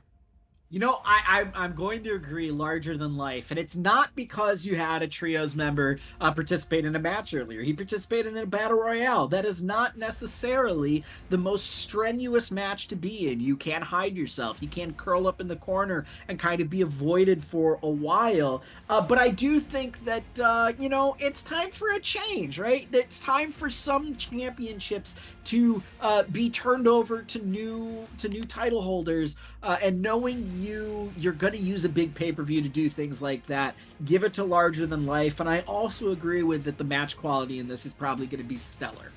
I mean, I sure hope you're both right on that, because you are both right that Larger Than Life is taking the win. Nope. Okay. Well, okay.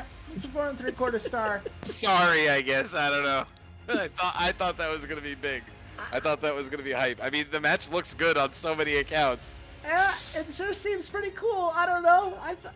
Well, everyone involved gets some overness boost, so that's certainly nice. But yeah, I mean, Liquid Steel, I think they were just a little bit shaken. Seeing Larger Than Life leave the faction. These were their brothers in arms, and Larger Than Life were willing to do what it took to secure the W. It is a hot match. This feud is not over yet. Matthew Donovan getting a little bit more overness with his gimmick here. You see Independence, one championship, boosting them up the card. Eastern Elite losing the championship, a big hit to them. The Reign maybe takes a little bit of a hit because Liquid Steel didn't hold for a full 3 months, but overall, still a very nice match. The game just doesn't seem to agree with me on the quality standpoint. That's my third below 5-star match, and I'm not throwing in the towel yet because I haven't had a lot of titles matches, but I'll be honest, I'm not feeling great. This is I'm feeling okay right now. Yeah, if that counts for anything. no shit. I wonder why. As the person currently in the lead in the standings, I wonder why you'd be feeling good about these 4 3/4 star matches. Ugh. Oh man. Well, you know what? The show goes on, and ultimately, you see all of Independence come down to celebrate this victory. And Arsenico, he has been the leader of the movement, but he has not technically been the leader of the faction. And so you see in this moment, Larger Than Life celebrating their victory. They take a moment to thank Arsenico, because if it wasn't for his leadership, if it wasn't for his motivation for them to go out and change things, Larger Than Life would not be champions today. And Arsenico, he does the little reluctant, like, oh, this isn't about me. But he is very happy to take the title of faction leader. Fab apparently gave a minus to this. I haven't seen a segment get over 5 stars before, so Congrats kind of to amazing that this Arsenico, would have though. been. But yeah, Arsenico's earned it, and it's quite the boost for him. But he has quite the match in front of him here, because this is a divine intervention match. Now, I know what you're thinking. Chase, what the fuck is a divine intervention match? Well, a divine intervention match is very similar to a tables, ladders, and chairs style match, but the difference here is that there is a cash-in contract that can be used anytime in the next 6 months. Arsenico has been trying to headhunt Adrian Lorenzo, trying to get Adrian Lorenzo to leave the Southern Sentries and join Independence, because Adrian, look at how talented you are. You're a 24-year-old heel, you're a 4-4, you have so much going for you, the crowd loves you. And you know what the Southern Sentries have given you? Nothing. They have left you to rot as part of their faction. You should join me. You deserve a shot. And you know what? I'm going to give you a shot at the title that they haven't, because this divine intervention match, this is more for you than it is for me. I was in the Sorcerer Supreme title in a weekly just 2 weeks ago. I can get a title match whenever I want, but you need to beat me if you're going to claim a contract. I'm giving you an opportunity here. Are you going to take it or are you not? And Adrian, he is desperate for a win. He has this ego. He does not need anybody else. He should be able to do this. He should be punishing Arsenicos' hubris here for giving a title match up for grabs to a guy like Adrian who would love to make the most of it. Do you think, Walter, that Arsenico has taken a step too far? Or is Adrian going to take another tough loss as Arsenico continues his climb up the magically enhanced wrestling standings? I mean, you just made him the leader. Of course he's going to win this match. Arsenico. It's obvious. It's obvious to me. Also Seneco. Yeah, no, it's Arsenico. And of course, winning a match like this, it's a divine intervention match, right? This is, in many ways, like I'm forgetting the divine right? Arsenico just won a divine intervention match. This proves that Arsenico's path is right. It is righteous. And Adrian, you can join it at any time.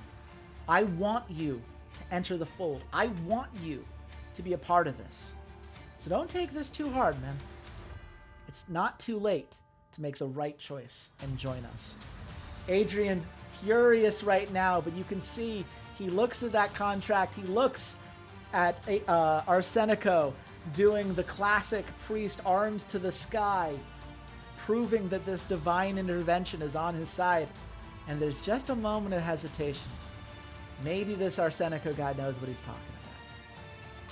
We'll see how that pays off. We have some belt matches that we need to get to. And that includes the Keepers of the Realm Championship. This is a three-way match between Flying High, Rude Awakening, and Shooting Stars. Now, you might be thinking, Rude Awakening, Chase, I've watched your weeklies, and Alana, Elise, and Tijuana King have been fighting, like, multiple times. They do not seem to be getting along right now. And that's entirely true. But, as previous title holders, they had a right to be in this match. They earned the opportunity to be here. So they go to the stage, and they do not look like a cohesive unit. They do not look like two women who are getting along and are in the best position to win a title match. But they are here. And you know that Tijuana King, who believes that she is the king of the women's division, wants to win. She's not giving up just because she has lost faith in her tag partner. She will do it herself if she has to. Shooting Stars, of course, the original Keepers of the Realm champions. Malachite Bronson, Cyan Orion have had their ups and downs, but they've had an up recently, proving themselves against some of the heel factions within this company. And of course, there's Flying High, who just won the championship 1 month ago at Final Destination. Would love to continue to hold on to it. Would love to continue to prove that they have what it takes. But it's worth keeping in mind that the last time the Flying High held the title, they had it at Firestorm. They went to the gold pay-per-view, and with all the lights on them, they fell short. Can they break the curse and defend successfully for the first time at a pay-per-view match? Or is it going to be hung out to be grabbed by the Shooting Stars, who are so close to getting over for at least one of their members, and Rude Awakening, who may be fighting amongst themselves, but certainly have a lot of talent there. Xander, I'll go to you first. Can I see Flying High again real quick? Can you just hover over them one more second for me? Yeah, Flying High, I'm sorry. There's a lot of cool narrative stuff happening here, and Shooting Stars are close, but it's going to be Flying High. They're going to keep this. They haven't had it that long, and when I look at, what they're capable of doing, it's just a bit better than Shooting Stars right now. Shooting Stars will have a better chance at this in the future. I know you like Malachite Bronson, but yeah, Flying High. In this moment, it's Flying High. Do you agree, Walter? Xander could not have said it any better. That was my exact thoughts. Well, you're both right. So, good analysis there.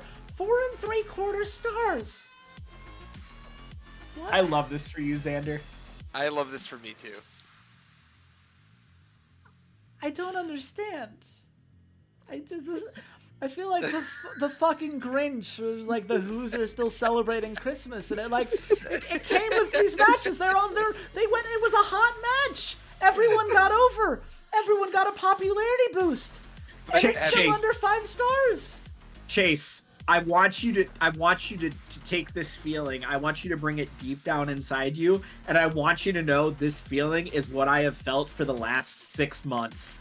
And I've been on your side and calling it bullshit. And I know, but someone else finally gets to feel it too. It's the game, and it's not you misclicking things for Eduardo, and you can feel my pain with the game. It's nice to have someone else here to suffer with me. I can't even be mad at that. This is not your fault. Chase, have you not realized yet that the game wants me to win tonight? Did you not? No, I got it. I think the 9 holy shit moments probably gave it away. God fucking damn it. Well, it's a nice boost for the Keepers of the Realm Championship. No holy shit moment. So Chase, you know what? I'm gonna book Chase to win a match on my next weekly card just for you. Yeah, just for you. Thanks, buddy. That'll You're definitely welcome. even this out. You're welcome. God damn it. Well, look, at this point, I can give up hope. I just have to care about the narratives. And there are some narratives I'm building towards, and we're going to continue to build towards those for the rest of this card. So I'm just not going to care about that number. I'm not going to think about how many fans I'm losing tonight. I'm just going to think about the story. Because I am excited for this Frost Witch Championship match. Ariana Black, Duka Igarashi, and Viuda Negra. You mentioned before that Sumi Kabaya wants to prove herself a second in command of the Sky Sentinels. Duka Igarashi, a member of the Chosen Ones, is desperate to prove herself because she is currently the second in command for the Sky Sentinels. She is the serious one, the 4-4 face who has proven herself in other contexts and has been, she hasn't beaten Ariana yet, but she's done a little bit better each time. Every time she fights against Ariana Black, it's just a little bit closer. It is a little bit too close, you could say, for Ariana Black. So she has taken in another faction member of the Scourge of the Underdark, Viuda Negra, who just got her first win in a recent women's match. I believe it was a 6-way street fight. Viuda Negra finally getting her first W. And Ariana Black says, you know what? I'm the faction leader. I want to recognize someone who's doing their job. Get in here, Viuda. Take Duka out. Make this as easy for me as possible. And in this steel cage, Duka, it may not formally be a 2 versus 1, but it may as well be. So, given that, Xander, who do you think I gave the nod to tonight? I think that tonight the upset is coming, and it's going to be Viuda Negra getting the win. Wow, you like Viuda here. Interesting. I do like Viuda here. That would be quite the betrayal of the faction leader. Walter, do you agree? No, I don't, because I saw on your dashboard that Ariana Black can't win can't lose a singles match clean. Yeah. So I'm just gonna say Ariana Black. Yeah, here's the thing. Great analysis by you there, Walter. Because fun fact, Ariana was meant to lose the title tonight. I won't say to who because it's gonna happen next month instead. But she was gonna lose it until she's like, "Hey, can I win, please?" And it's like, okay. So she is going to win. And she's going to win. Duka is going to basically have this match in hand. But Viuda Negra is going to sacrifice herself to ensure Duka does not successfully escape the cage. And she is going to hold Duka down just long enough for Ariana to retain the title. And Ariana looks at Viuda Negra with a look of pride and says, I will remember this. I promise you that. Will she keep to that promise? Who can say? But it's a 5.25 star match because I can't fucking get over 5.5 tonight, except for that one time. So that's fine. It's a hot match, which is the part I care about mostly. Ariana Black, a face of the company, as she well deserves. It's a steel cage, holy shit moment with Ariana Black hitting Viuda Negra with a crossbody off the top of the cage. And a face of the company status here, huge for the Scourge of the Underdark, and a huge prestige boost for the Frostwitch Championship. That is well on its way to becoming a gold star belt. Now Ariana Black can lose next pay-per-view, and she'll still be a face of the company. It's great. Everything turned out perfect. That is the long-term plan here.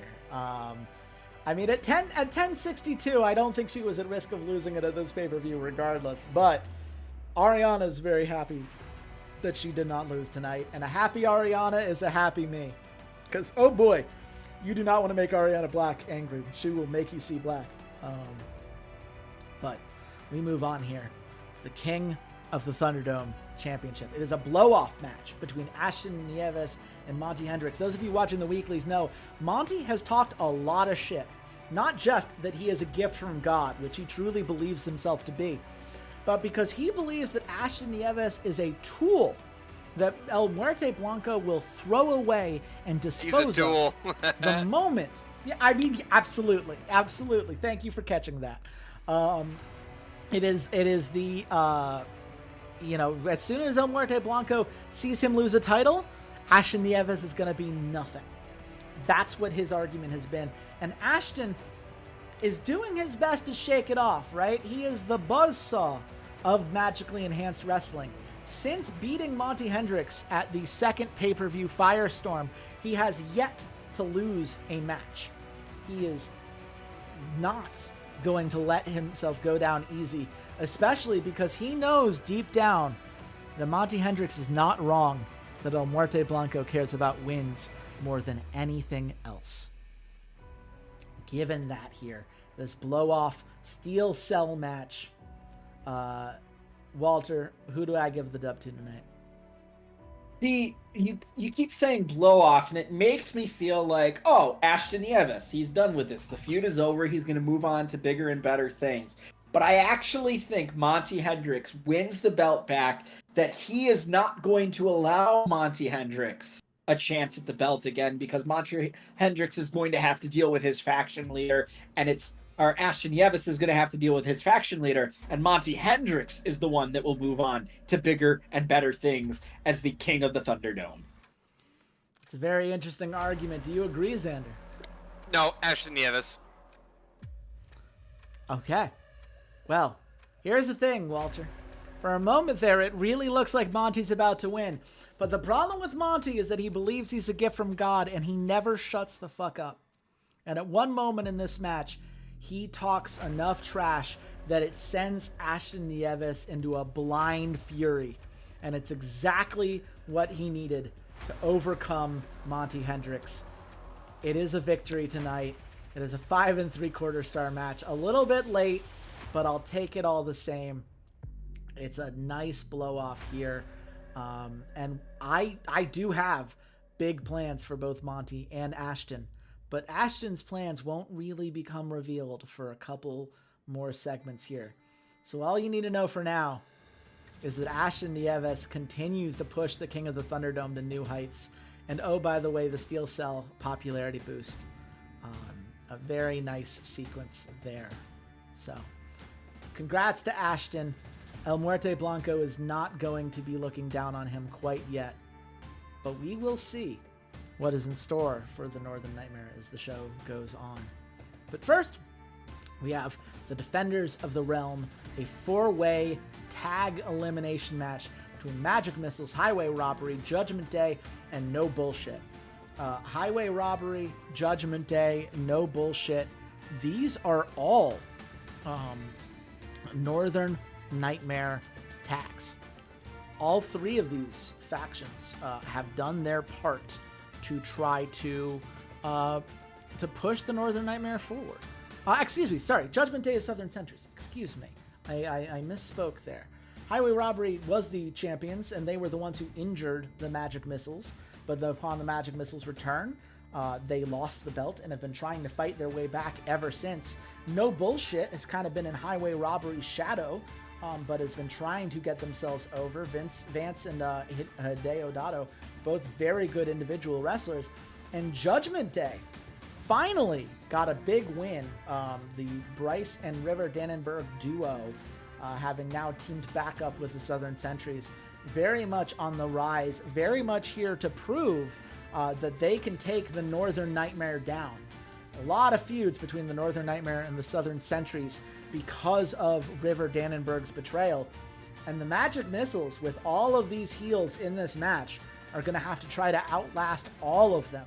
So with 3 better villain feuds, all 3 directions of Highway Robbery, Judgment Day, and No Bullshit, feuding with each other to see who is the best villain. Xander, who do you think I gave the win to? Magic Missiles.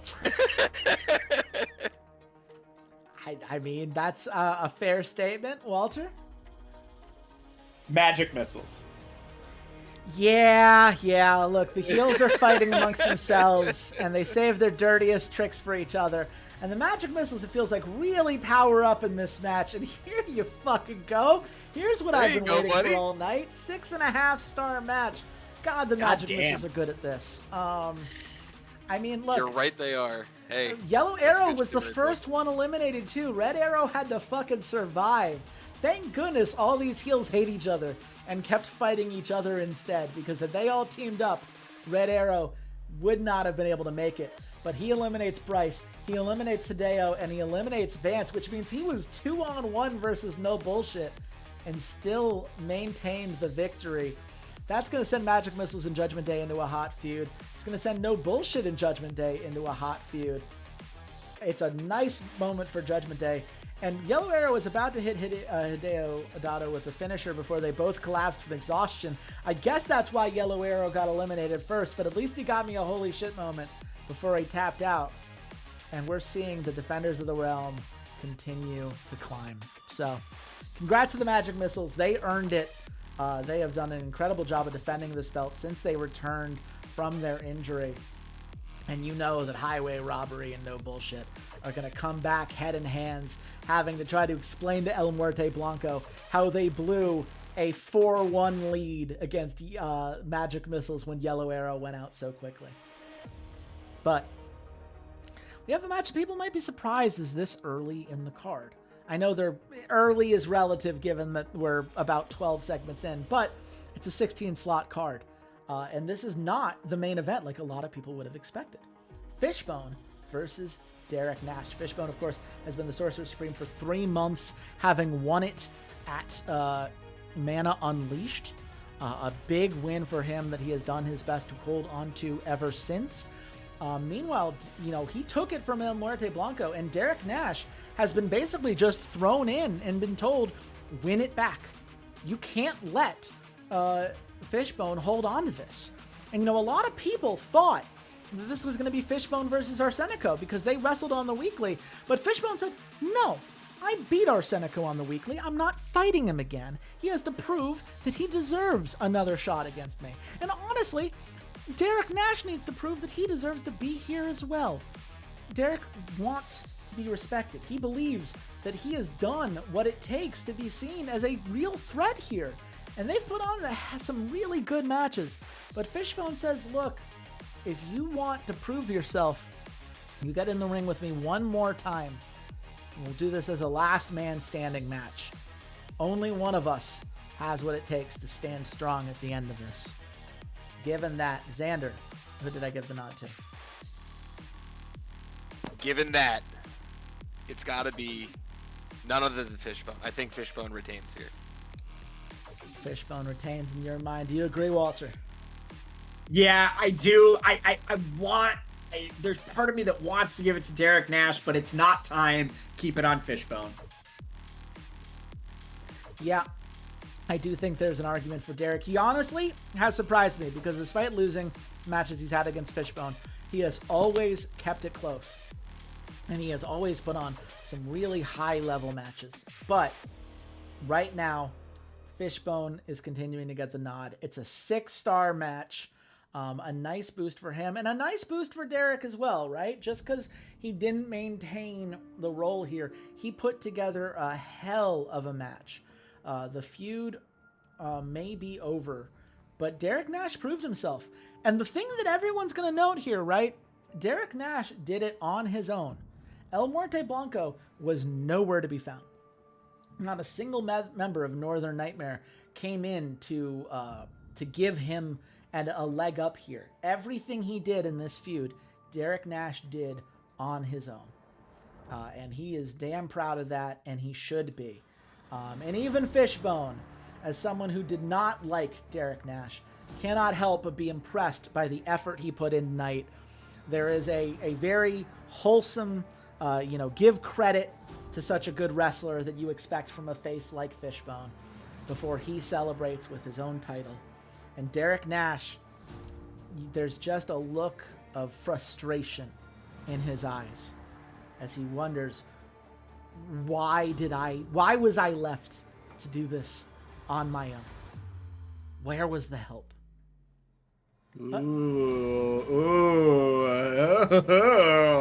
But we move on. Spicy. Here's where the help should have been. Prince Pretty Pink, El Muerte Blanco, and La Bestia del Infierno in a triple threat unsanctioned match for the Flame Warlock Championship. Prince Pretty Pink, of course, the leader of the Western Watch, he usurped El Rey Loco to take the title of leader for himself at the first weekly of this set, and he was rewarded for that by 4 people leaving. Just an absolute bloodbath. As people basically said, El Rey Loco's our king. You're not. And we're not going to follow you just because you believe that you are owed this. And he's been shaken ever since, right? He defended his title successfully on that show against La Bestia del Infierno, and he has successfully defended his title a few times now. But he did lose a 2v2 with him and Lucas Meltzer versus El Muerte Blanco and Ashton Nieves. And El Muerte Blanco, the faction leader of Northern Nightmare, one of the highest popularity guys in any promotion, only Johnny Hangtime currently supersedes him, very hungry to get a belt back.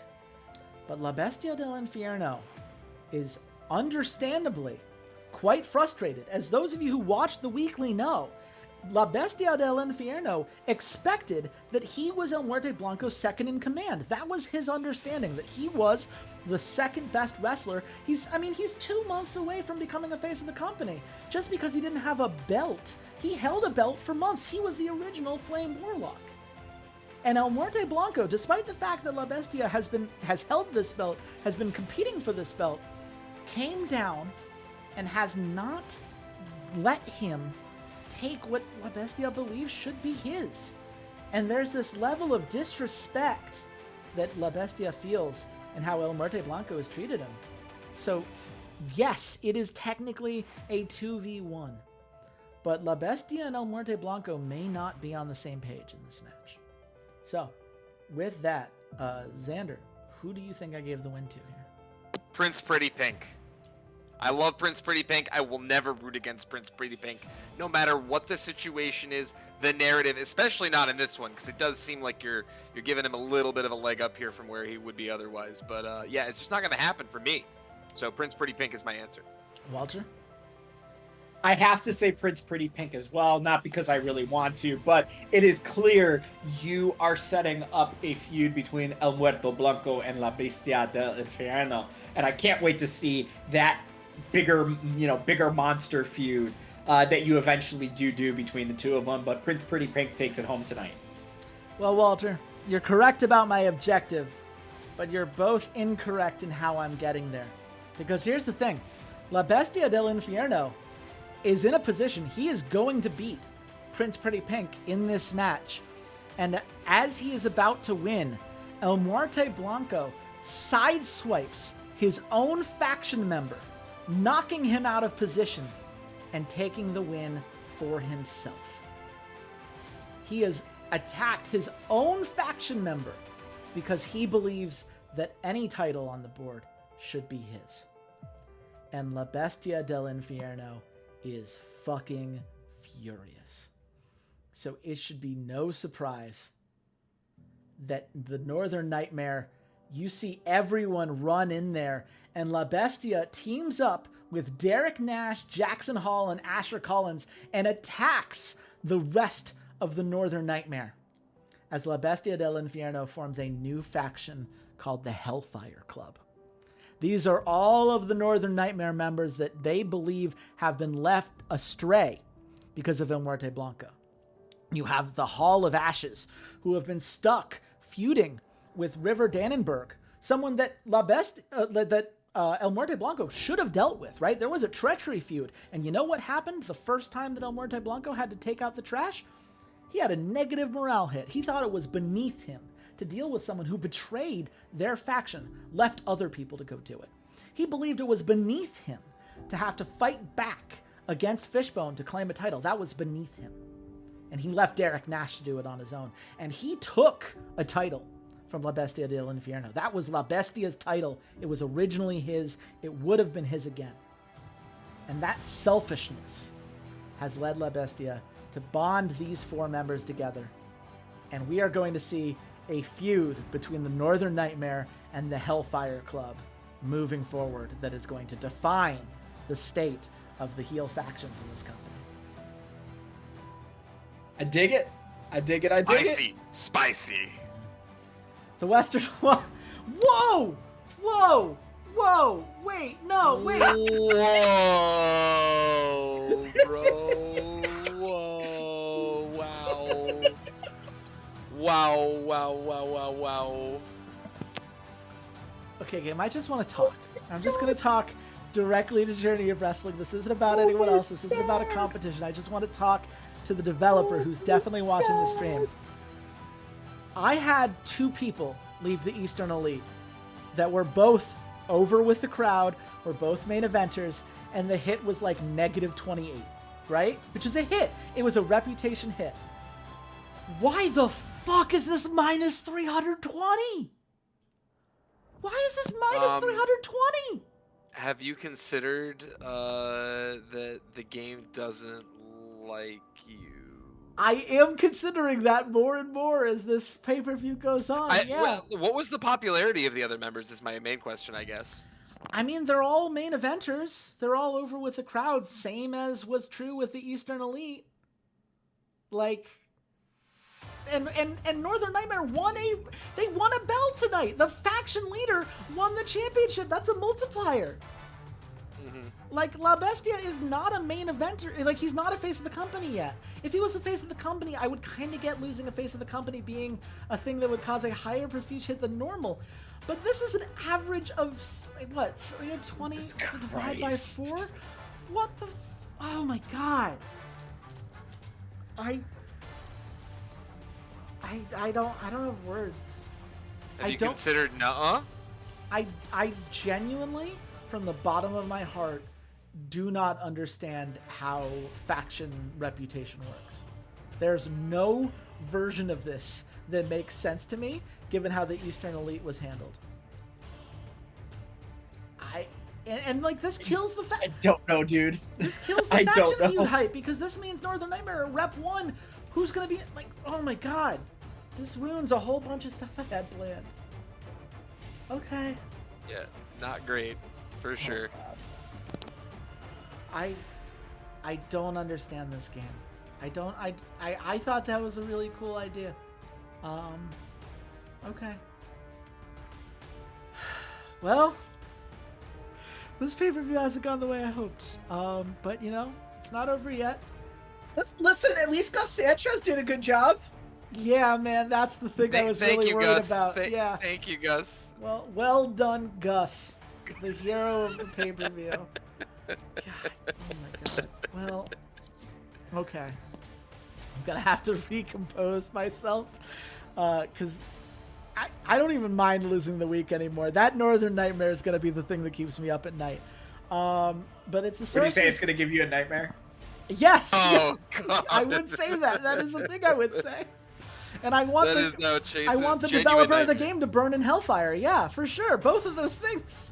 God damn it. Welcome Okay. to the club, buddy. Welcome to the club. I don't like the club. I want to get out of the club. I don't like the club. I want out of the club. God. Well, First time. we have the Sorcerer Supreme Championship. It is a true leader feud between Lorena Lucier and Tilly Cooper. Tilly Cooper has been on a roll recently. She is a member of the Sky Sentinels, the only heel member of the Sky Sentinels, and she looks at Lorena and says, look, you don't have anyone right now that's competing for your belt because you're too scared to let a real challenger in. You are resting on your laurels and picking apart lesser Scourge of the Underdark members because you know if you had a real competitor like me, that you wouldn't stand a chance. And Lorena just seems blindsided by all of this. Like, you're meant to be part of this. I've tried to set you up with opportunities. You had some losses along the way, but I've been happy for your victories. This vitriol towards me, I don't think that's fair. And I am disappointed in you, Tilly, that your hubris with just a couple victories has sent you down a path where you're willing to try to tear down someone who has done nothing but try to lift you up. So with the stakes clear here, Xander, who do you think I gave the win to? I think that it goes to Lorena. I think Lorena wins it. Do you agree, Walter? Yeah, I think it's Lorena, but I do think this is the beginning of some potential discord. I would say Tilly Cooper will probably be my choice later on down the line to win the belt from Lorena, but tonight it goes to her. I think you make a lot of sense here, Walter. It is a 5 3/4 star match. A nice retain there, a nice popularity buff for each of them. It's a hot match, which boosts both of their overness. Not that either of them needed it.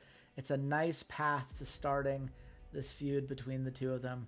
Lorena Lucier locks in her position as a face of the company. Tilly Cooper, this is a holy shit moment thanks to Lorena Lucier powerbombing Tilly through a table on the outside of the ring. It doesn't quite level up my TLC matches. It does give a nice Sorceress Supreme boost. And that's the card. Let's see. What's my score? 5.5 somehow. Those last couple of matches brought you back up, but it is unfortunate, bud. I feel like I lost. I'll be honest with you. I think like so much of what I had planned going forward, and theoretically still have planned going forward, is the feud between the Hellfire Club and the Northern Nightmare, and now it's a nothing. It's a nothing burger. But we do see here now they're actually showing the reputation here. Walter, you're somehow losing 4 experience here. I gained 5? Okay. Let's I call bullshit. Let's see what I call actual bullshit. Okay. I guess I min-maxed the hype because somehow I gained 44.9 thousand fans from this and hit over 1 million viewers. Walter, you somehow lost 47.1 thousand fans, despite the fact that you had the same score as me. I don't know how this game works. We did establish, though, that hype is the main determining factor for the fans. Because remember when we in our side league, and we brought it up too, that I lost that weekly, that month, but I still ended up with the most fans. Yeah, but Walter had some hype matches. I don't get the gap between these two at all. I think base hype was higher for you starting. No, there was. Am I wrong? There was. I had like, you know, I had some feuds I was proud of, and I you know, the Independence and the Hellfire Club stuff I think was hype. Even if I didn't get good ratings for things, I had a lot of matches that played off of hype. But I don't think that explains the gap at all. You took like all of my fans. I'm the only. Oh, I guess Eduardo lost 1,500. Yeah, but I like this. I don't know. I don't know if the game's punishing you harsher because like you're rep 6. Like, do you have to do that much better than the rest for things to be even? I don't know. I don't know. I've given up on trying to solve this game, and I'm just trying to have fun with booking a wrestling show and hanging out with my friends every couple of weeks. Yeah, I would like to be proud of the hype here, but it doesn't lead to a point for me, and fans are kind of meaningless in how we score things. It only matters for a tie, and it's not a tie. It is a victory for Xander. Congratulations, buddy. Woo! Hit me. I I'd do it. gained more than 12 times the amount of fans that you did, and I lost. Yep. What is this game? What are we playing? Hype. You me, Chase. You're the one who started this shit. You're the one who was like, "Hey, welcome to the fucking club." Looks like, oh man, you know what? This is your fault. Listen, I win. I don't care. I won. Yeah, It's- that I believe. I believe wholeheartedly that is true. Xander won. Yes, that is true. That is technically, factually correct.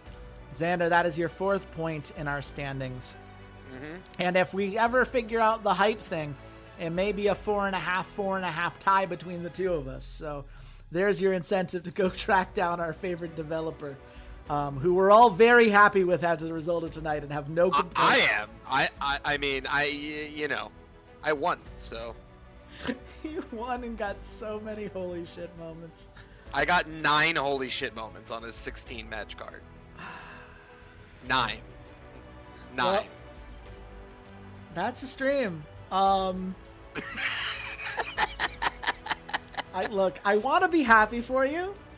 I want to be. I'm not, but I want to be. So I hopefully appreciate that's enough.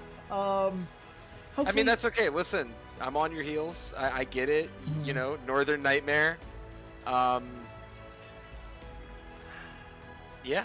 I honestly, I mean, I don't want to abuse game mechanics, but logically, I should disband the feud, the faction, and then remake it, and it would be like a Rep 6 faction, and that's very silly.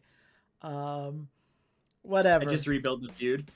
Yeah, I mean, I'm not going to do that because, like you, Walter, I'm more here to have fun with my friends and continue a narrative than just to hard win a wrestling game. But God, that feels not great. But you know what was great is all of us getting to spend some time together. Hopefully, those of you watching, whether you watched it live or you're watching the VOD, had as much fun with this stream as Xander did. That's the goal for us here, is that you match Xander's happiness.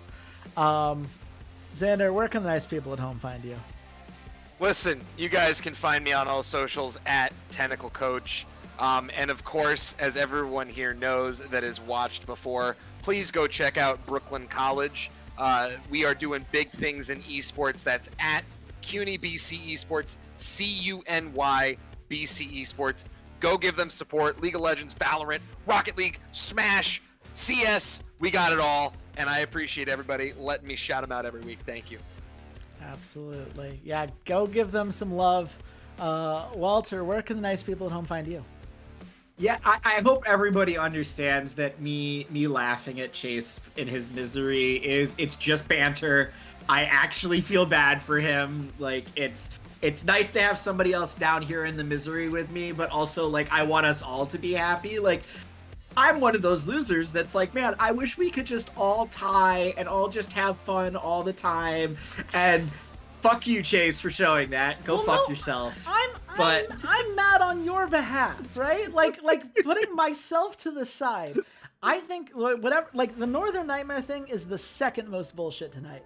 I cannot explain this gap. I cannot explain this. I thought you put together a great card. I thought your card was higher rated than Eduardo's. So even on that level, it makes no fucking sense. So I want you to know, I'm mad for you too. It's not just about me. Where can they? Sorry, I cut off your plugs. No, it's fine. This is our relationship. We beat the shit out of each other. We're brothers. It's what happens. As always, you guys can find me at C80s_LOL on Twitter, at bsky.social, or at C80s.bsky.social on Blue Sky, which apparently is open to everyone. So these 5 invite codes that I have are absolutely fucking useless. So yeah, nice. Way to go, guys.